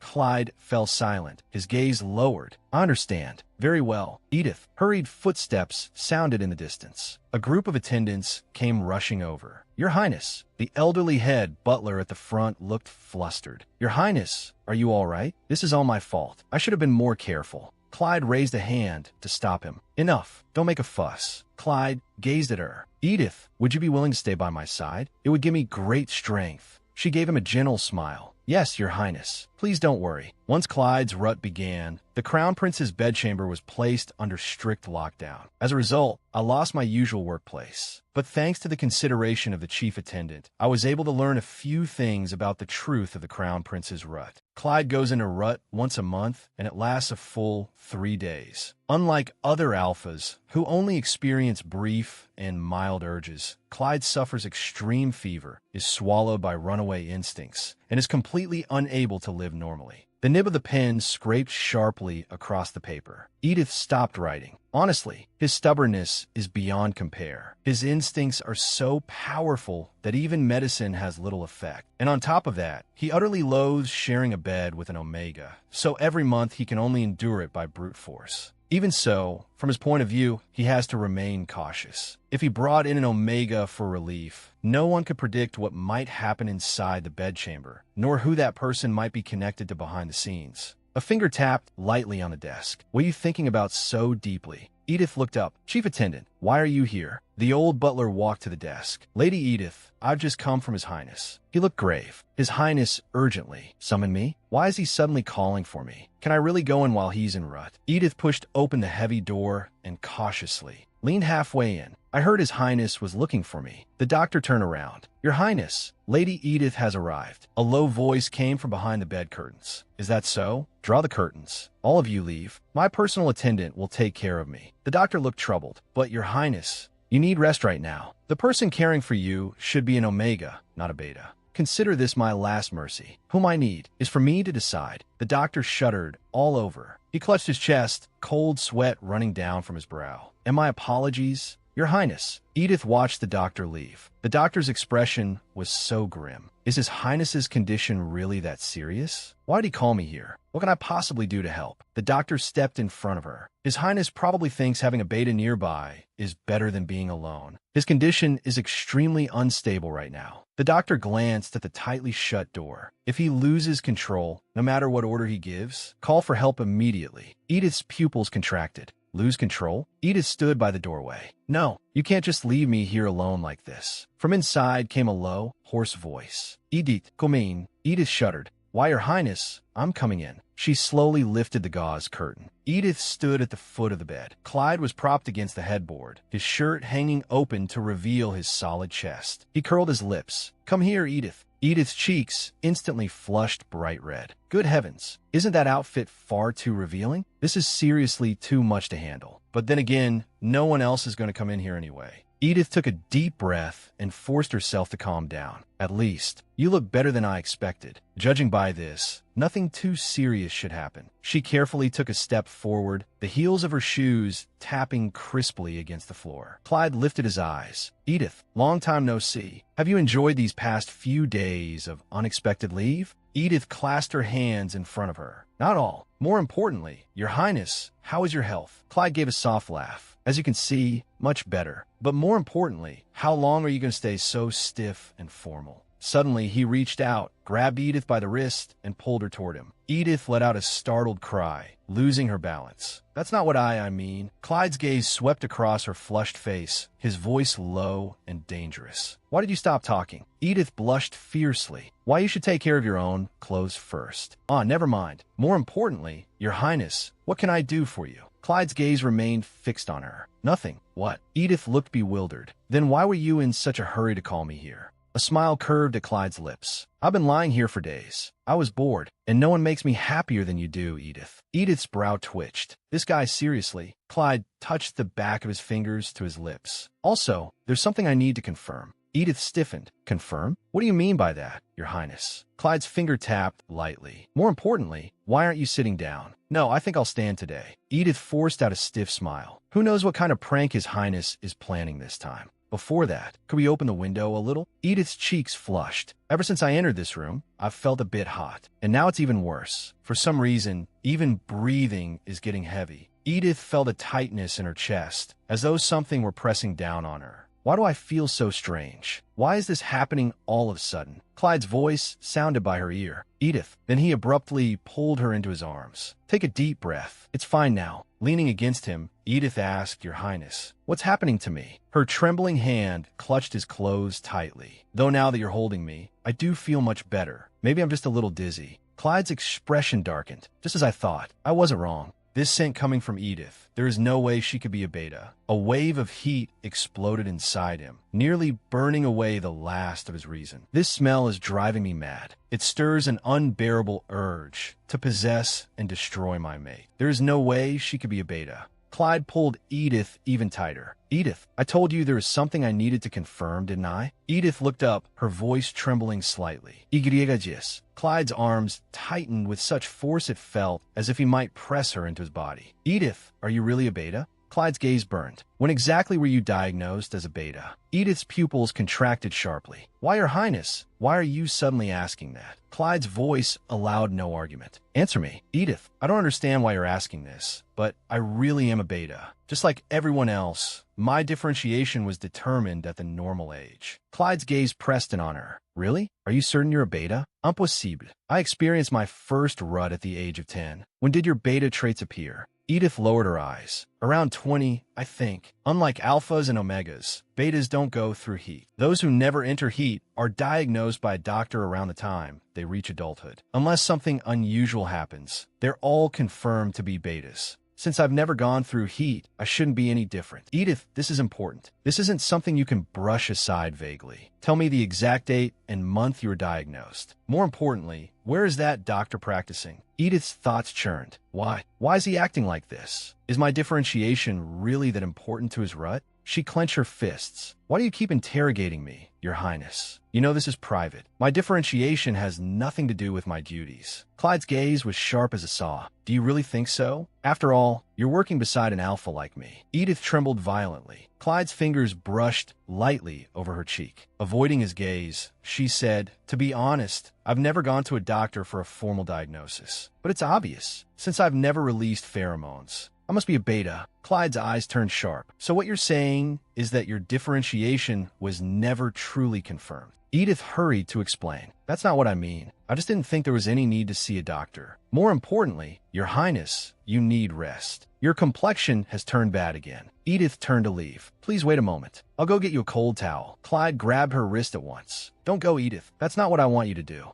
Edith panicked. "Your Highness, what are you doing? Haven't you noticed how hot your body is right now?" "Edith, remember this. You're not here just to run errands." Clyde's expression turned fierce. "I absolutely won't allow you to do that." Edith stood frozen in place. But Clyde was panting, sweat soaking his shirt. "You look like you're about to collapse at any moment. Who could possibly stop that stubbornness?" Edith steadied him. "I understand what you're thinking, but for now, please let me help you back onto the bed to rest." Supporting him toward the bed, she added, "By the way, Your Highness, don't you think there are times when this is necessary? Like today, no. Absolutely not, Edith. Other than paper and pen, you're not to pick up anything else." Clyde's gaze was burning. Even then, Clyde was now resting against the bed, shirt open. "Your Highness, may I leave now?" Edith stood to one side, hands clasped in front of her. "I've already finished the lemon water you requested. It doesn't seem like there's anything else I can help with. I think it would be best if you got some proper rest." A smile curled at Clyde's lips. It was an ominous smile. Alarm bells rang in Edith's mind. Clyde straightened up, one hand resting on the edge of the bed. "Where are you going? Isn't this your office too?" Edith asked in confusion. "What?" Clyde pointed out the window. "Look outside. The sun is still high in the sky. That means it's still working hours." Edith froze. "No," Clyde challenged. "What do you mean, no? Did you think I called you here just because I was bored?" He pointed to the mountain of documents piled on the desk. "There's still a great deal of work left unfinished." Edith hurriedly tried to persuade him. "Your Highness, your body hasn't fully recovered yet, so you should rest more." Clyde cut her off. "I've recovered enough. Don't worry." He looked at her intently. "More importantly, unless you're the one who wants to rest, we begin immediately." Yes, with day and night completely reversed the past few days have become the most exhausting since I'd started working here. The workload was certainly part of the reason.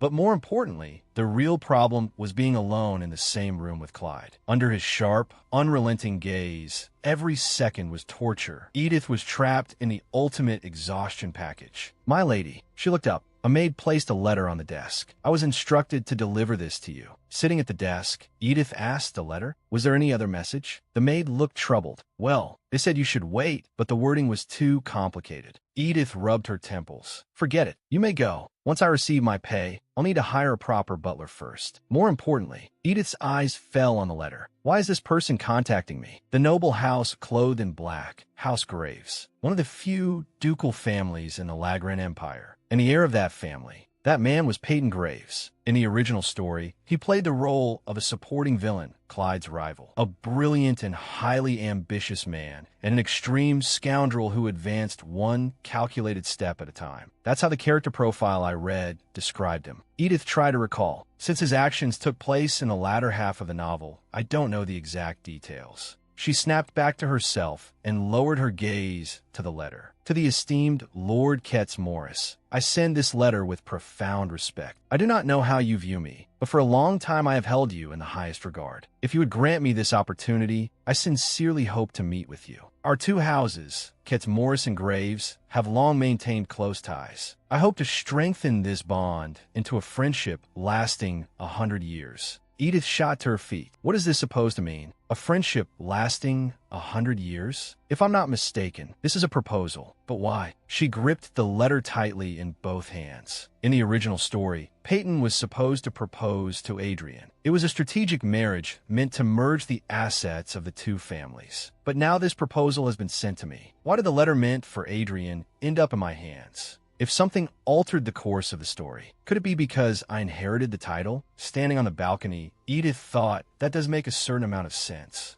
She looked out over the vast estate. Noble families mostly favor marriages between equals, and Peyton especially is like that. Now that I hold a ducal title, I'm no longer just an ordinary noble lady. In terms of status alone, I'm a more attractive match. After all, in this world, prestige is everything. Of course, that's assuming the family isn't in financial ruin. If they discovered the enormous debt on my shoulders, they would surely withdraw the offer immediately. Edith tapped a finger against the stationery. But more importantly, is it really all right for the original story to have changed this much? This variable is too big. I don't even know what caused the story to veer so dramatically off course. Edith's thoughts returned. Now, Peyton is involved too. In the original story, he proposed to Edith first, but after being rejected, he switched his target to Adrian. Edith shook her head. If things remain the same, then the story hasn't diverged that much after all. She clenched the stationery tightly. But that's only a hypothesis. If things continue to go this far off track, it'll be a huge problem. So I need to show Peyton my most detestable side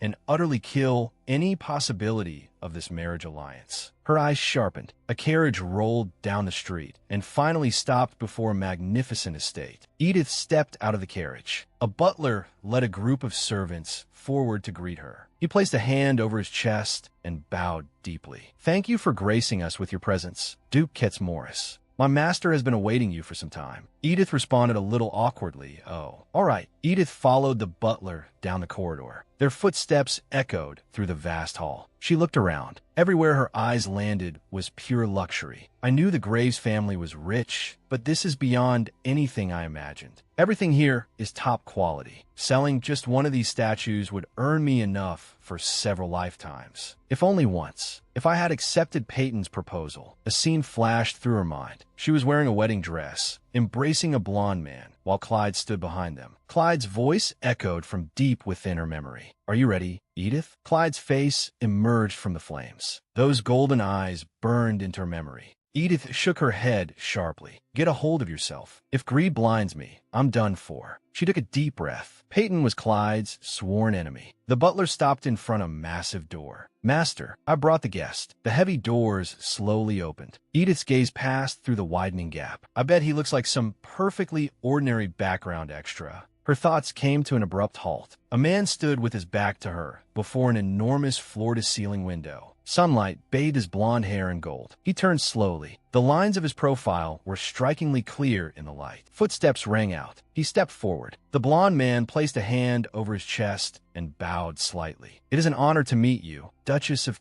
Morris. I am Peyton Graves." Edith froze in place, her eyes widening slightly. Peyton's voice was warm and sincere. "I have long hoped to meet you, and now that dream has finally come true." Edith forced out a stiff smile. "Huh, the honor is mine, Lord Graves." She clutched at her collar. "How is this possible? This man is Peyton? He's the most handsome man I've ever seen." Peyton smiled as warmly as spring. "Ever since I received your reply, saying you would come in person, I have been eagerly awaiting your arrival. I hope your journey was smooth." Edith answered politely, "Yes. Thanks to the carriage you sent, I arrived safely. I was worried it might be too abrupt of me to rush over after receiving your invitation." Peyton immediately waved a hand. "Not at all. You may not know this, but I was so excited last night that I barely slept." Edith laughed lightly. "Oh my, you flatter me too much." Peyton extended his hand. "If you don't mind, may I escort you to your seat?" "Of course, Lord Graves." Peyton guided Edith to a table laid out with exquisite refreshments and pastries. He gently pulled out a chair for her, motioning for her to sit. Edith looked down at the cakes on the table. Is this man really the second male lead and the villain? The author must have favored Clyde. That's why he became the male lead. But Peyton, you're my favorite. Peyton smiled brilliantly. "Duchess, if you don't find it too presumptuous, may I ask for a less formal way of addressing each other?" Edith looked up, a trace of surprise in her eyes. Peyton studied her. "Rather than Lord Graves, I would prefer it if you simply called me Peyton. Would that be acceptable?" Edith replied with a smile. "Of course. And please feel free to call me Edith as well, Peyton." My original plan was to make him dislike me, but from the way he speaks to every little gesture, he's completely my type. Peyton lifted his teacup. "I heard you serve His Highness directly at the palace. That must be difficult, no?"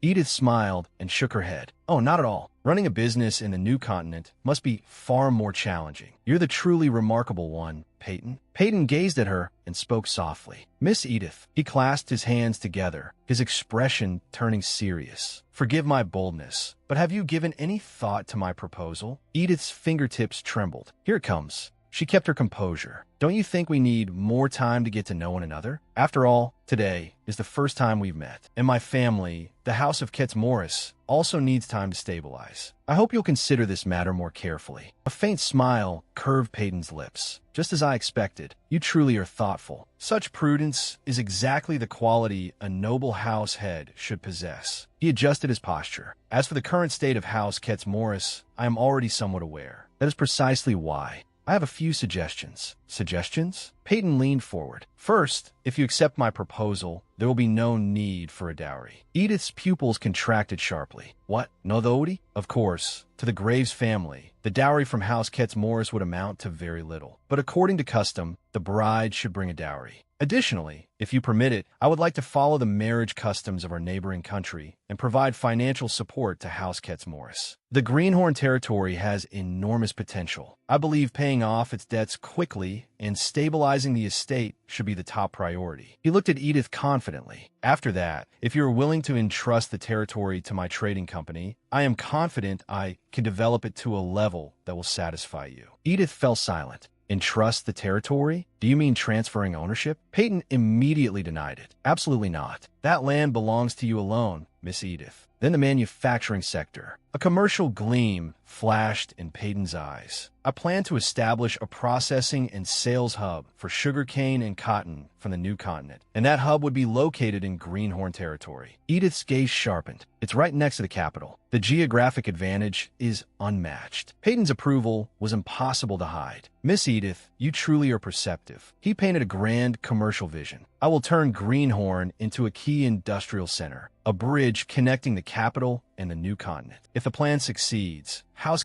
Morris will soon possess the largest commercial guild in the empire. If we join forces, we will create an unprecedented legend for both our families. He really had prepared thoroughly. Edith's gaze deepened. Though there were still details that needed discussion, if everything Peyton said was true, this arrangement would benefit both sides. But Edith kept a faint smile on her face. Since you thought everything through so carefully, wouldn't a simple business partnership be enough? Why insist on marriage? Peyton tapped his fingertips lightly against the table. Certainly, that is one option. But what I intend to do concerns the very foundation of my family. Carrying it out on someone else's land would be too risky. Peyton's gaze turned deep. Of course, if the idea makes you uncomfortable, Miss Edith, we can discuss business alone. Folding his hands, he looked straight at her. Or is it that? You don't like me? Edith jolted in surprise. And no, it's not that. It's just that this matter carries too much weight. I believe both of us should be completely clear with each other. Peyton's smile relaxed. That's a relief. I was worried you might dislike me, Miss Edith. Edith answered honestly. To me, this is actually a far more compelling arrangement than I imagined. Precisely because of that, I have to tell you this. My family's debts may far exceed your expectations. That could become a serious obstacle to your plans. Peyton's expression immediately turned grave. I've investigated some of it. If I remember correctly, there is no record of any land in Greenhorn having been sold. Is that right, Miss Edith? Edith nodded lightly. Peyton seemed thoughtful. Then I would guess you handed over the tax collection rights to your creditors, and because the debt is so immense, you've only been barely able to pay the interest. Am I right? Edith admitted yes. We can barely manage the interest. It's like running in place. So the rumors about his shrewdness really weren't exaggerated. Peyton leaned forward. Miss Edith, let's be realistic. First, I will provide the funds to cover the interest. Then we will move the business forward as quickly as possible, so you will be able to repay the principal. Of course, the simplest solution would be for me to clear all your debts for you, but I believe that would place too heavy a burden on your heart. Wow, this plan is flawless. Absolutely perfect. He's like one of those top-tier private tutors who always knows exactly the answer you most want to hear. A light shone in Edith's eyes. He's incredible. I can't believe someone like this actually exists. Peyton's voice drew her back to reality. Miss Edith, you seem lost in thought. Edith came back to herself. Sorry, I heard something I wasn't expecting and drifted off a little. Peyton smiled gently. I completely understand, Miss Edith. I didn't expect our conversation to become so in-depth today, either. I know this may sound like mere business, but I have sincerely admired you for a long time. So if you were willing, I would even support you in entering politics. Edith's pupils tightened. Politics? What do you mean? Peyton hurriedly shook his head. Ah, that's not what I meant. It's only because you currently serve as an attendant that I made that assumption on my own. It seems I was a little too presumptuous. Edith lowered her eyes. Thank you for the thought, but I have no interest in politics. I only became an attendant to help support my household. And besides work, Clyde's devilish smile flashed through her mind. To be honest, if I could, I'd run away from that devil immediately. Peyton, thank you for sharing all of this with me today. Given my current situation, accepting your offer immediately might be the wisest choice. But I believe the more important something is, the more carefully it should be considered. Edith looked up. If possible, could you give me a little more time? Peyton set down his teacup. I understand. Miss Edith, perhaps I was too hasty today. From now on, I will move entirely at your pace. Edith gave a relieved smile. Thank you for understanding. The glow of sunset spread across the sky. Peyton gentlemanly offered his hand and helped Edith into the carriage. Edith called softly, Peyton. Peyton's gaze was warm. It's only natural to feel a little disappointed. Edith looked at him steadily. After all, there's still plenty of time ahead. Today isn't the only opportunity. You're right. And yet, for some reason, I feel strangely impatient. Peyton clasped her hand tightly. We'll have another chance to discuss marriage, won't we? Edith smiled brightly. Of course. Peyton, I will think about it seriously. Peyton gazed at her tenderly. He bent down and pressed a kiss to the back of her hand. I believe you. I look forward to our next meeting. The sound of hooves rang out as the carriage gradually disappeared into the distance. An attendant walked up to Peyton. Your Grace, you seem to be in a very good mood. Peyton's eyes followed the departing carriage. Doi, he let out a soft laugh. She really is just as the rumors say, clever and charming. Peyton's gaze sharpened. I must make this marriage happen. He turned to the attendant. Go over the proposal terms once more. And there's one more thing I need you to do. Peyton looked at the ribbon still left in his hand. It seems she isn't a beta. The attendant looked startled. You mean, the Duchess of Ketz Morris has been hiding her true nature? But why would she do that? Peyton turned his face slightly. I don't think it's intentional. She herself seems completely unaware. The attendant immediately suggested, should we investigate further? If we locate her doctor, we could confirm it easily. Peyton refused without hesitation. No, that method isn't ideal. If we're discovered, the risks will far outweigh the benefits. If even she doesn't know, then she must have left traces somewhere. Peyton gave his order. For example, at the place where she works. The attendant bowed deeply. I'll see to it at once. What an unexpected delight. I always thought she was a beta.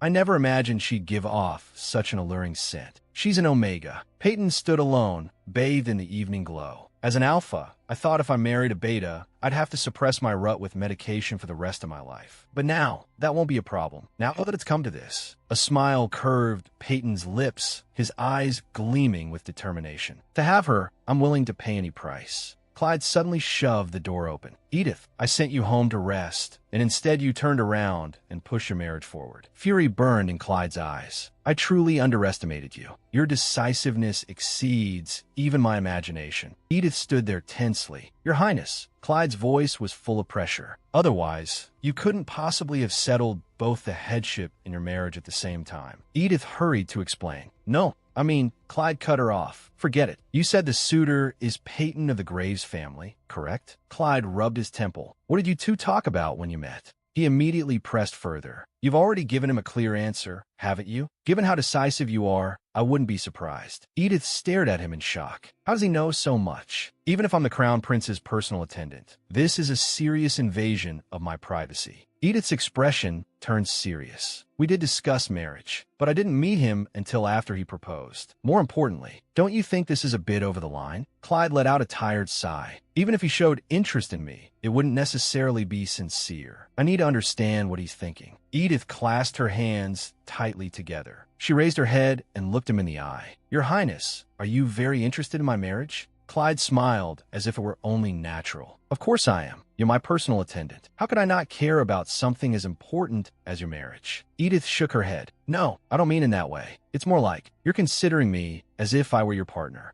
Clyde's smile froze instantly. He looked at her in silence. The entire room fell quiet. Miss Ketz Morris. His voice was low and grave, his eyes turning unreadably deep. Do you understand the weight of what you just said? That careless remark. Have you thought about what consequences it could have for your future? A royal marriage is not a subject to be spoken of lightly. My partner must be the person the royal family needs most, and also the one true person I choose. However, Once I choose someone, that person will have no choice at all, whether they love me or whether they bear a deep grudge against me and the royal family. No matter what they feel, once I choose them, they must become the crown princess. A proposal from Crown Prince Clyde is a shackle that lasts until death. That is why I must choose carefully. For that person's sake. Edith's pupils contracted slightly. She lowered her eyes.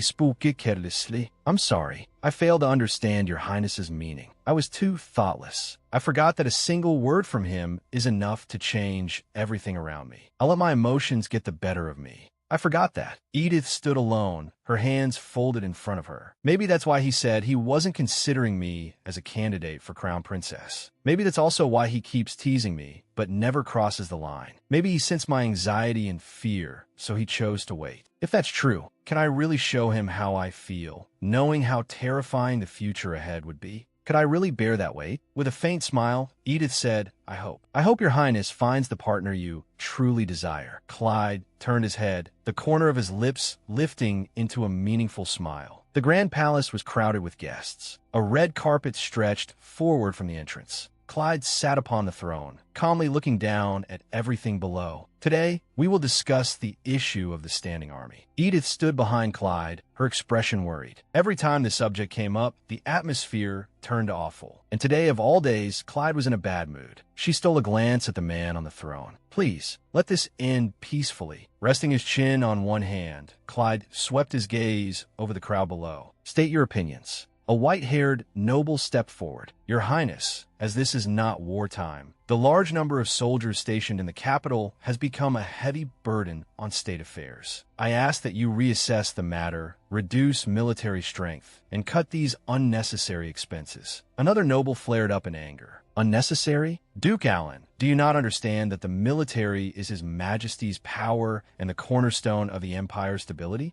Duke Allen sighed. There are rumors that each of your territories has several hundred soldiers stationed there. Who is spreading such absurd nonsense? The white-haired noble suddenly pointed at Duke Allen. Can you take responsibility for such slander? Clyde's voice rang out. Enough. Be quiet. An aide stepped forward and handed over a document. Now I will read the report His Highness has prepared on this issue. Duke Allen possesses 500 soldiers. Count Smith possesses 400, including the forces of other noble families. The total now exceeds that of the Empire's standing army. Emergency measures must be taken. Edith's eyes widened in shock. That's the report I organized myself. At the time, he only told me to write it down as a reference. He said not to worry about formatting and just write however I like. Edith looked at Clyde in alarm. The report was being read word for word, yet he wore a faintly smug smile. The Chamberlain's voice echoed through the hall. Under the pretext of maintaining order in their territories, the nobles have hired mercenaries and continuously expanded their own forces. Clyde raised a hand and cut off the reading. Enough. I'll take it from here. I have fully considered the seriousness of this matter. After careful deliberation, I have concluded that the current standing army of 2,000 is far from sufficient, especially when we must guard against rebellion within the Empire. A cold glint flashed through Clyde's calculating eyes. He bit down heavily on the word rebellion. I hereby order the standing army to be doubled. Duke Allen trembled all over. Your Highness, a military force of that scale will impose a tremendous burden on the treasury. Besides, our own territories only have a small number of guards. We have never hired any mercenaries. The nobles all chimed in. Us too. Rebellion? That's absurd. The corners of Clyde's lips lifted slightly. Is that so? Then let us wait and see. Edith stood behind him, her expression grave. Please, I hope my worries are completely unfounded. Edith stood frozen in place, cold sweat sliding down her back. No, has he gone mad? He actually pushed through something this important based solely on my opinion? Can he really do that? What on earth is this man thinking?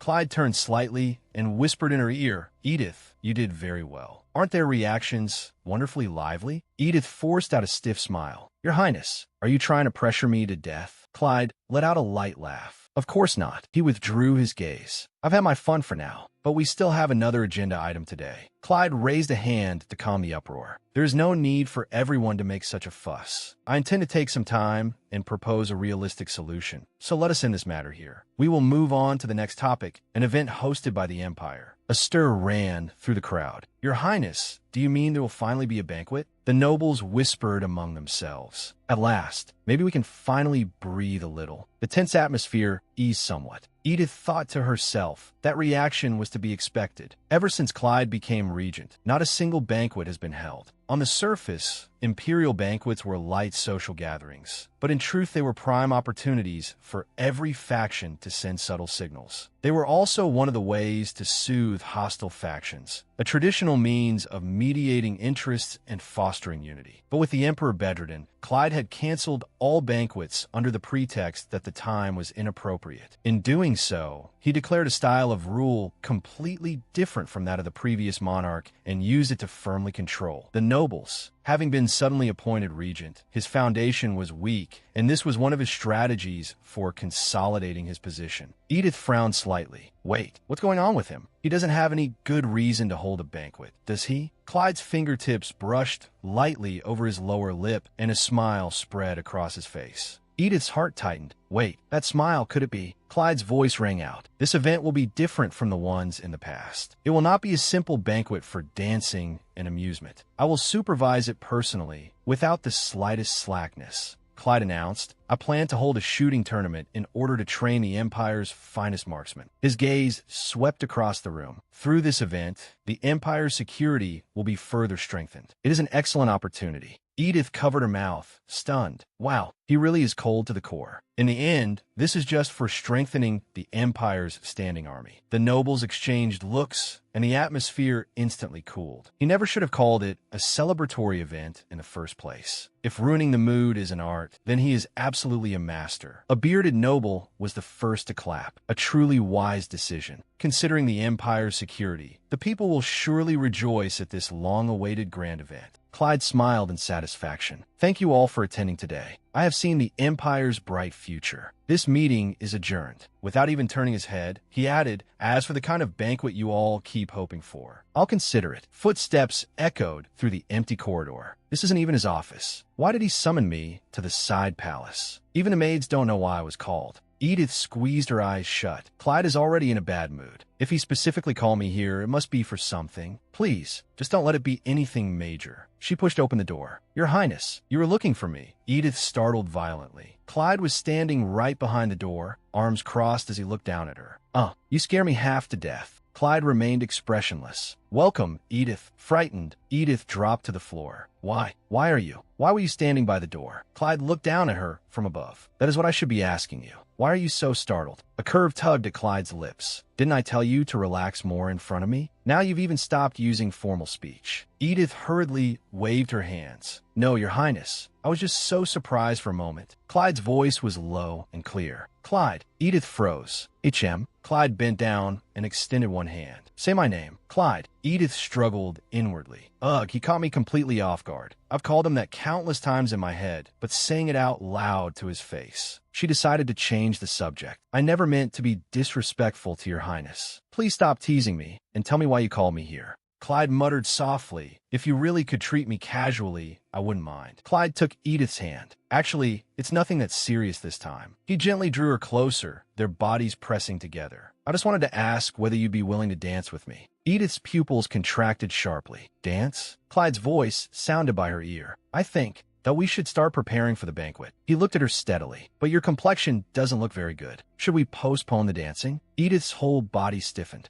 She froze completely. Edith quickly turned her head away. And no, I'm Euphina. Clyde's voice was gentle. You don't have to force yourself. It's happening again. Her body had started heating up without warning. Is this really just a coincidence? Edith's thoughts drifted. Looking back, this strange reaction only happens around him. Only when there's intimate physical contact with him. Lately, some people have even started questioning whether I'm really a beta. In the original story, Edith was unquestionably a beta. I believe that completely. But now everything has changed. No one can guarantee I'll remain the same as before. If that's really the case. Edith's eyes grew firm. Then I have to confirm it myself. Edith looked up. Your Highness, bringing up dancing all of a sudden. Are you planning to hold a banquet? Clyde shook his head. No, I only plan to hold the shooting tournament. Though I would like to use a grand event to pressure the nobles, there's one thing making me hesitate. His eyes settled on her. Clyde's voice softened. This would be your first time attending a court event since entering the palace, wouldn't it? Edith nodded slightly. Yes, I suppose so. Clyde tightened his hold on her hand, his gaze burning. I want you to be my dance partner at the victory banquet after the shooting tournament. So, Edith, you must be my dance partner. Music began to play. Clyde guided Edith. The two of them turned in the golden light. His hand wrapped around her waist and pulled her tightly into his arms. Edith's breathing grew uneven. Your Highness, isn't this a little too close for a court dance? If I remember correctly, aside from holding hands, there shouldn't be any other physical contact. Clyde's cheek brushed near her golden hair. Is that so? I may be drunk. I can't quite remember.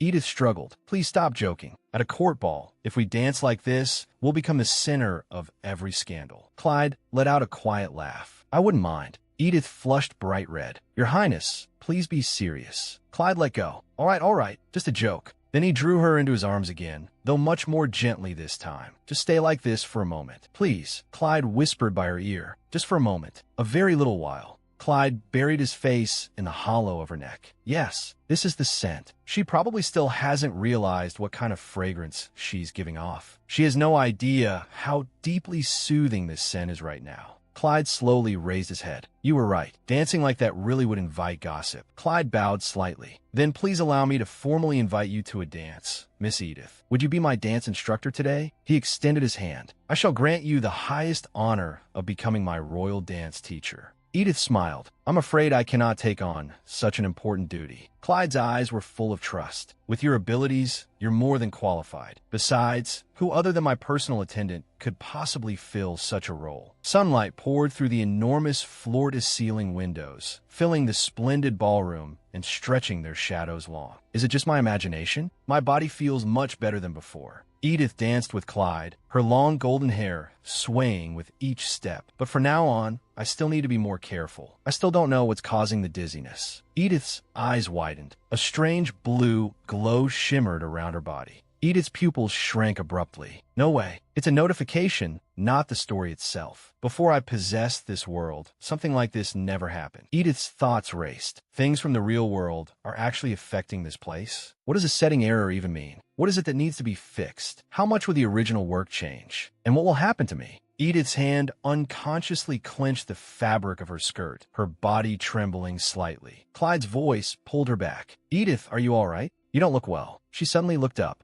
It's nothing. Edith forced a smile. The sunlight just got on my eyes for a moment. Don't worry. Clyde's eyes narrowed. No, this won't do. He steadied Edith. Summon the court physician at once. She needs to be examined. Edith lay on a luxurious bed, while the court physician stood at her bedside, writing something down. Clyde kept silent vigil nearby. I've had several episodes like this recently. Is there really something wrong with my body? Intermittent anemia and fever. The doctor flipped through his records. We will need more thorough examinations before we can make a clear diagnosis. Clyde turned to the doctor. If possible, could you repeat her characteristics once more? Miss Edith claims she is a beta, but the signs I have observed suggest otherwise. The doctor looked up. What made you suspicious? Clyde's eyes turned toward Edith on the bed. She reacts to my pheromones. At first, I wasn't certain, but when I enter my rut, her reaction and the symptoms she displayed today, none of that could happen in a beta. That means it's time for her to learn the truth. Clyde's gaze became absolutely resolute about what her true nature is. If I connect everything he's saying, then that means Clyde has suspected my constitution for a long time, and he suspected it for quite a while. Noticing her unease, Clyde said, Edith, what's wrong? Lie down a little longer. You need to rest. Edith puffed her cheeks and turned her face away. Forget it. Arguing will only tire me out more. That's not the important part right now. What's more important is that I've never released pheromones after coming of age. She turned to the doctor. Is it possible for a constitution to manifest this late? The doctor tapped his chin lightly with his quill.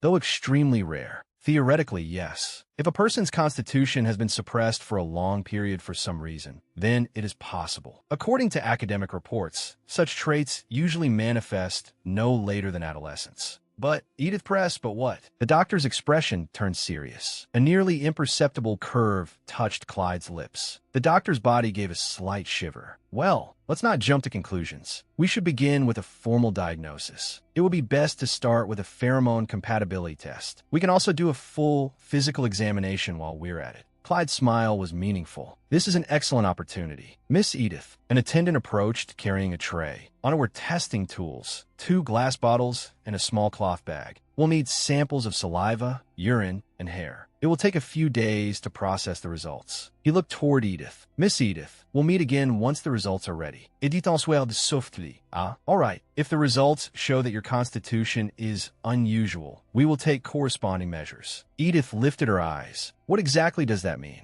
The doctor explained, first, we would use methods that are relatively gentle but effective in bringing out the constitution. Mainly, this involves certain techniques to help release suppressed instincts. I understand. The doctor turned to Clyde. Your Highness, I will begin Miss Edith's examination. Clyde's golden phoenix eyes narrowed slightly. His gaze was deep. Clyde took Edith's hand. Edith, go with the assistant. It's nothing complicated. Just follow their instructions. A gentle smile rested on his face. I'll speak with the royal physician in the meantime. We'll meet back here later. Edith was pulled along by him. Your Highness, a wave of unease rose in her chest. Nothing bad is going to happen, right? Clyde's steady voice rang out. Doctor, I have some information regarding Edith that I need to tell you. The doctor bowed slightly. Your Highness, please speak. Clyde lowered his voice. She claims to be a beta, but she has never undergone a formal diagnosis. Considering her reaction to my pheromones, she is most likely not a beta, but an omega. As long as it helps with her treatment, I am willing to provide any support. But Clyde suddenly leaned close to the doctor's ear, his voice cold and firm. I will not allow anyone except me to give Edith a pheromone bath. The doctor stiffened in shock. Cold sweat ran down his back. Clyde stepped away, his tone calm again. You only need to explain the treatment plan to her in general terms. The doctor lowered his head and obeyed. Yes, Your Highness. I will keep it firmly in mind. Edith pushed the door open. I'm back. Your Highness, before she finished speaking, she suddenly stopped.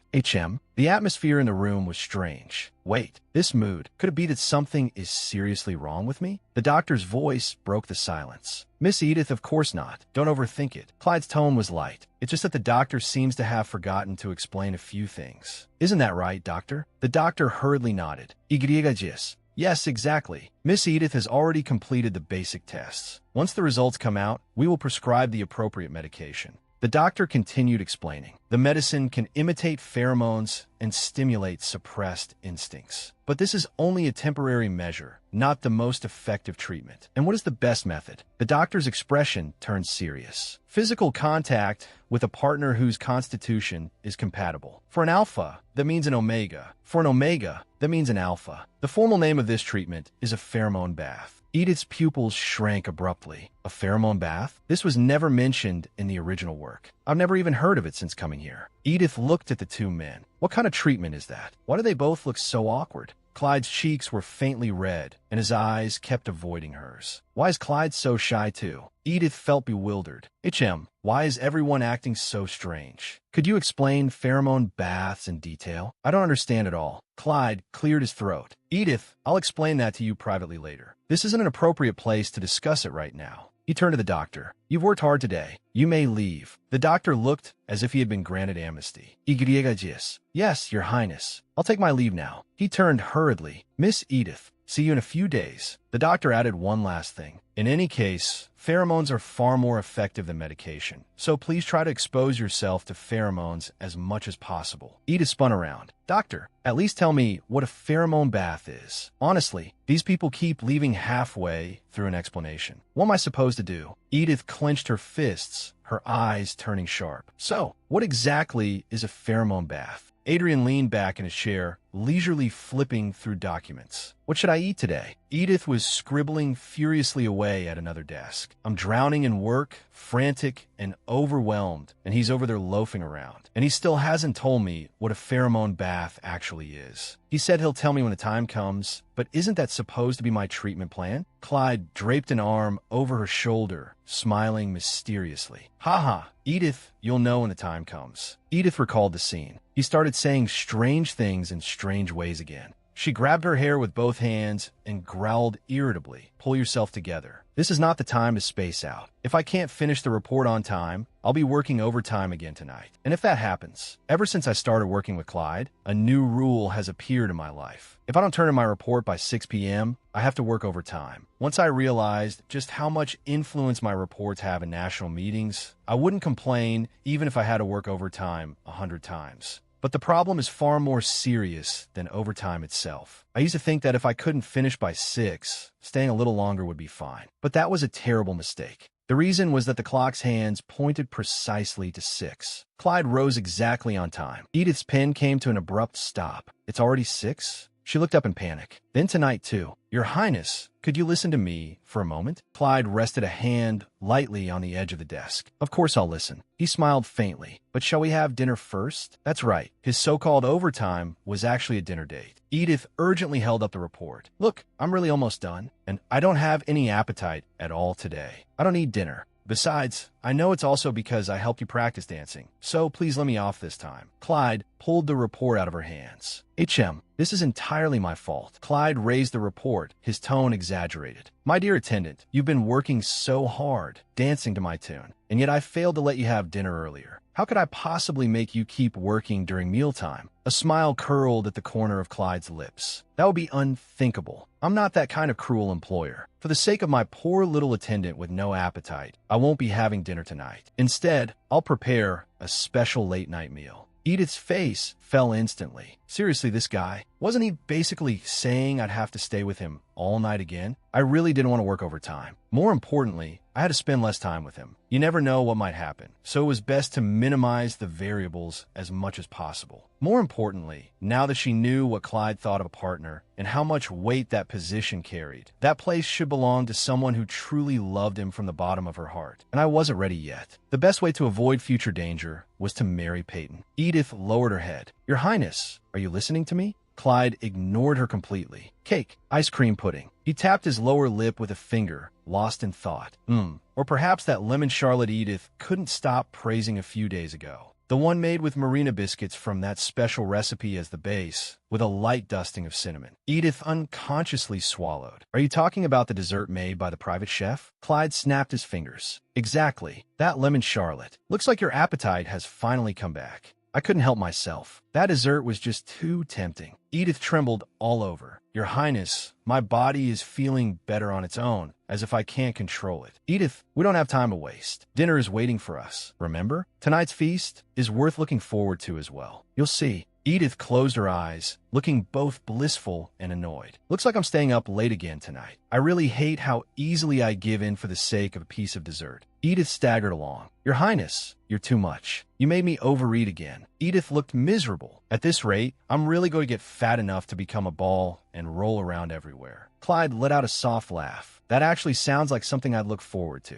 But if you're truly worried, I can prepare a healthy meal plan for you. Edith's eyes lit up. Really? Clyde's gaze deepened. But only if you call me Clyde. Well, sounds simple enough, doesn't it? Edith faltered for a moment. That. The first step is always the hardest. She squeezed her eyes shut and took a deep breath. See, Clyde. Clyde smiled in satisfaction. See, doesn't that sound lovely? From now on, when it's just the two of us, call me that. Edith pressed a hand to her forehead and sighed deeply. This isn't fair. Why does every conversation always end up like this? Your Highness, I'm serious. Do you know how miserable it is every morning when they stuff me into a corset? How painful it is. Clyde raised one finger. If that's the problem, then there's a solution. Join me for morning exercise. He placed both hands on Edith's shoulders. I personally will create a plan, tailored just for you, Edith. So, doesn't that sound like a good plan? Clyde's smile was brimming with confidence. I really think it would help. Edith let out a dry laugh.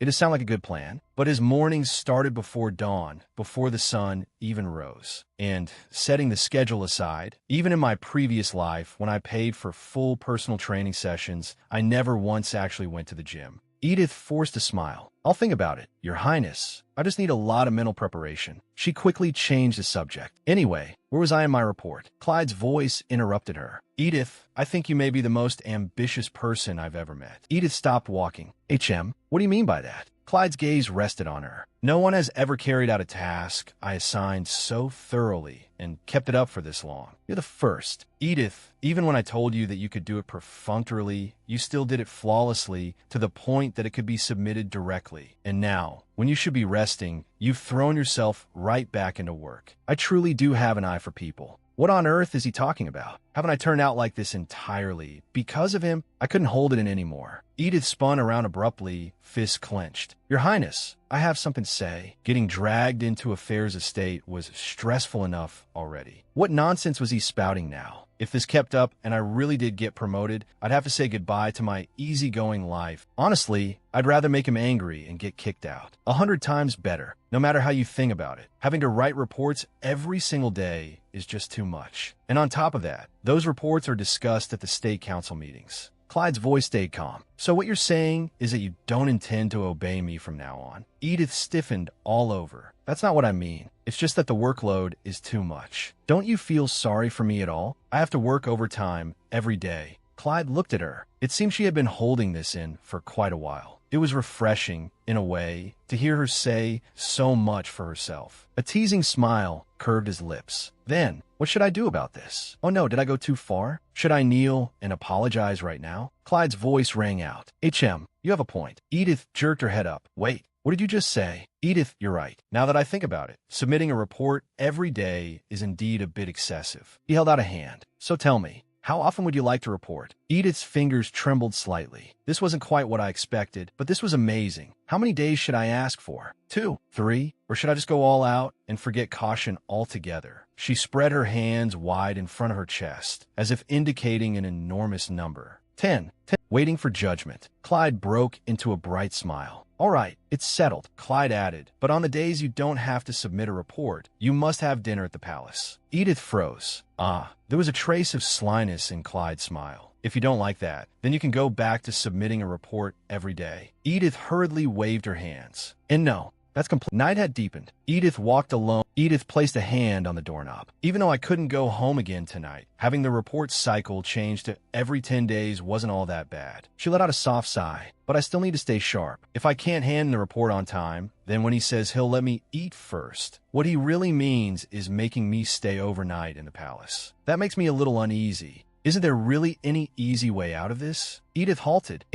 She turned toward the sound and saw Clyde fresh from a bath, a white towel draped over his wet black hair. Droplets of water slid down his bare chest, and his robe was loosely tied around his waist. I thought you were still inside. Clyde's gaze was calm. That's not important. You need to decide whether you're coming in or retreating. Pick one. Edith's cheeks grew hot. The apology slipped out before she could stop it. I'm sorry. The two attendants stared at her in shock. Her heart pounded wildly. Clyde's voice came from inside the room. Kumin. Edith stepped inside, her footsteps echoing in the spacious room. She looked up confused. I didn't notice earlier, but now there are 2 beds. She turned her head. Why don't you come over and inspect it? If it's uncomfortable, we can replace it. Wait, did he really have a new bed brought in just because of me? What exactly do I need 2 beds for? Edith hurriedly explained, Your Highness, I told you I can go home. I can't today, but starting tomorrow, I'll go home on time. Clyde pulled her into his arms in one motion, his hand settling firmly at her waist. Edith, I sincerely hope so. But life always has its contingencies, doesn't it? I'm simply preparing for that possibility. On the days you work late and return after dark, I always sleep on the sofa. Edith burned with anger. Then he should just let me go home on time, or at least give me a room of my own. But he always managed to find some excuse to make me sleep in his bed. She forced a stiff smile. Haha, thank you for your consideration, Your Highness. Clyde replied lightly, Oh, it's nothing. But if Edith just falls asleep like this, wouldn't that be a bit of shame? If you're willing, I'd like to have a cup of tea with you. Edith lowered her tired eyes. Your Highness, I'm truly sorry. I'm just too tired today. I only want to sleep immediately. Clyde's expression froze for a moment. He answered in a low voice, I understand. Then Clyde's voice came again. Could you turn off the outer lights? I'll handle the bedroom lights. Edith yawned. Yes, Your Highness. She turned toward the outer room. Finally, I can sleep. What a long day. She blew out the candle, and the room sank into darkness. Edith felt her way forward. It's so dark, I can't see anything. Next time I should leave one lamp on. Her hand touched a soft bed. This must be the new one. Edith lay down, her long golden hair spilling around her. It's expensive, but it's really so soft and comfortable. In the darkness, Clyde's voice rang out. Edith. Edith's eyes flew open. Why does Clyde sound so close? Could it be? She turned in horror and found Clyde lying right beside her. A trace of confusion showed in his eyes. Edith, why did you get into this bed? Edith froze on the spot. Their eyes met, and the air seemed to solidify.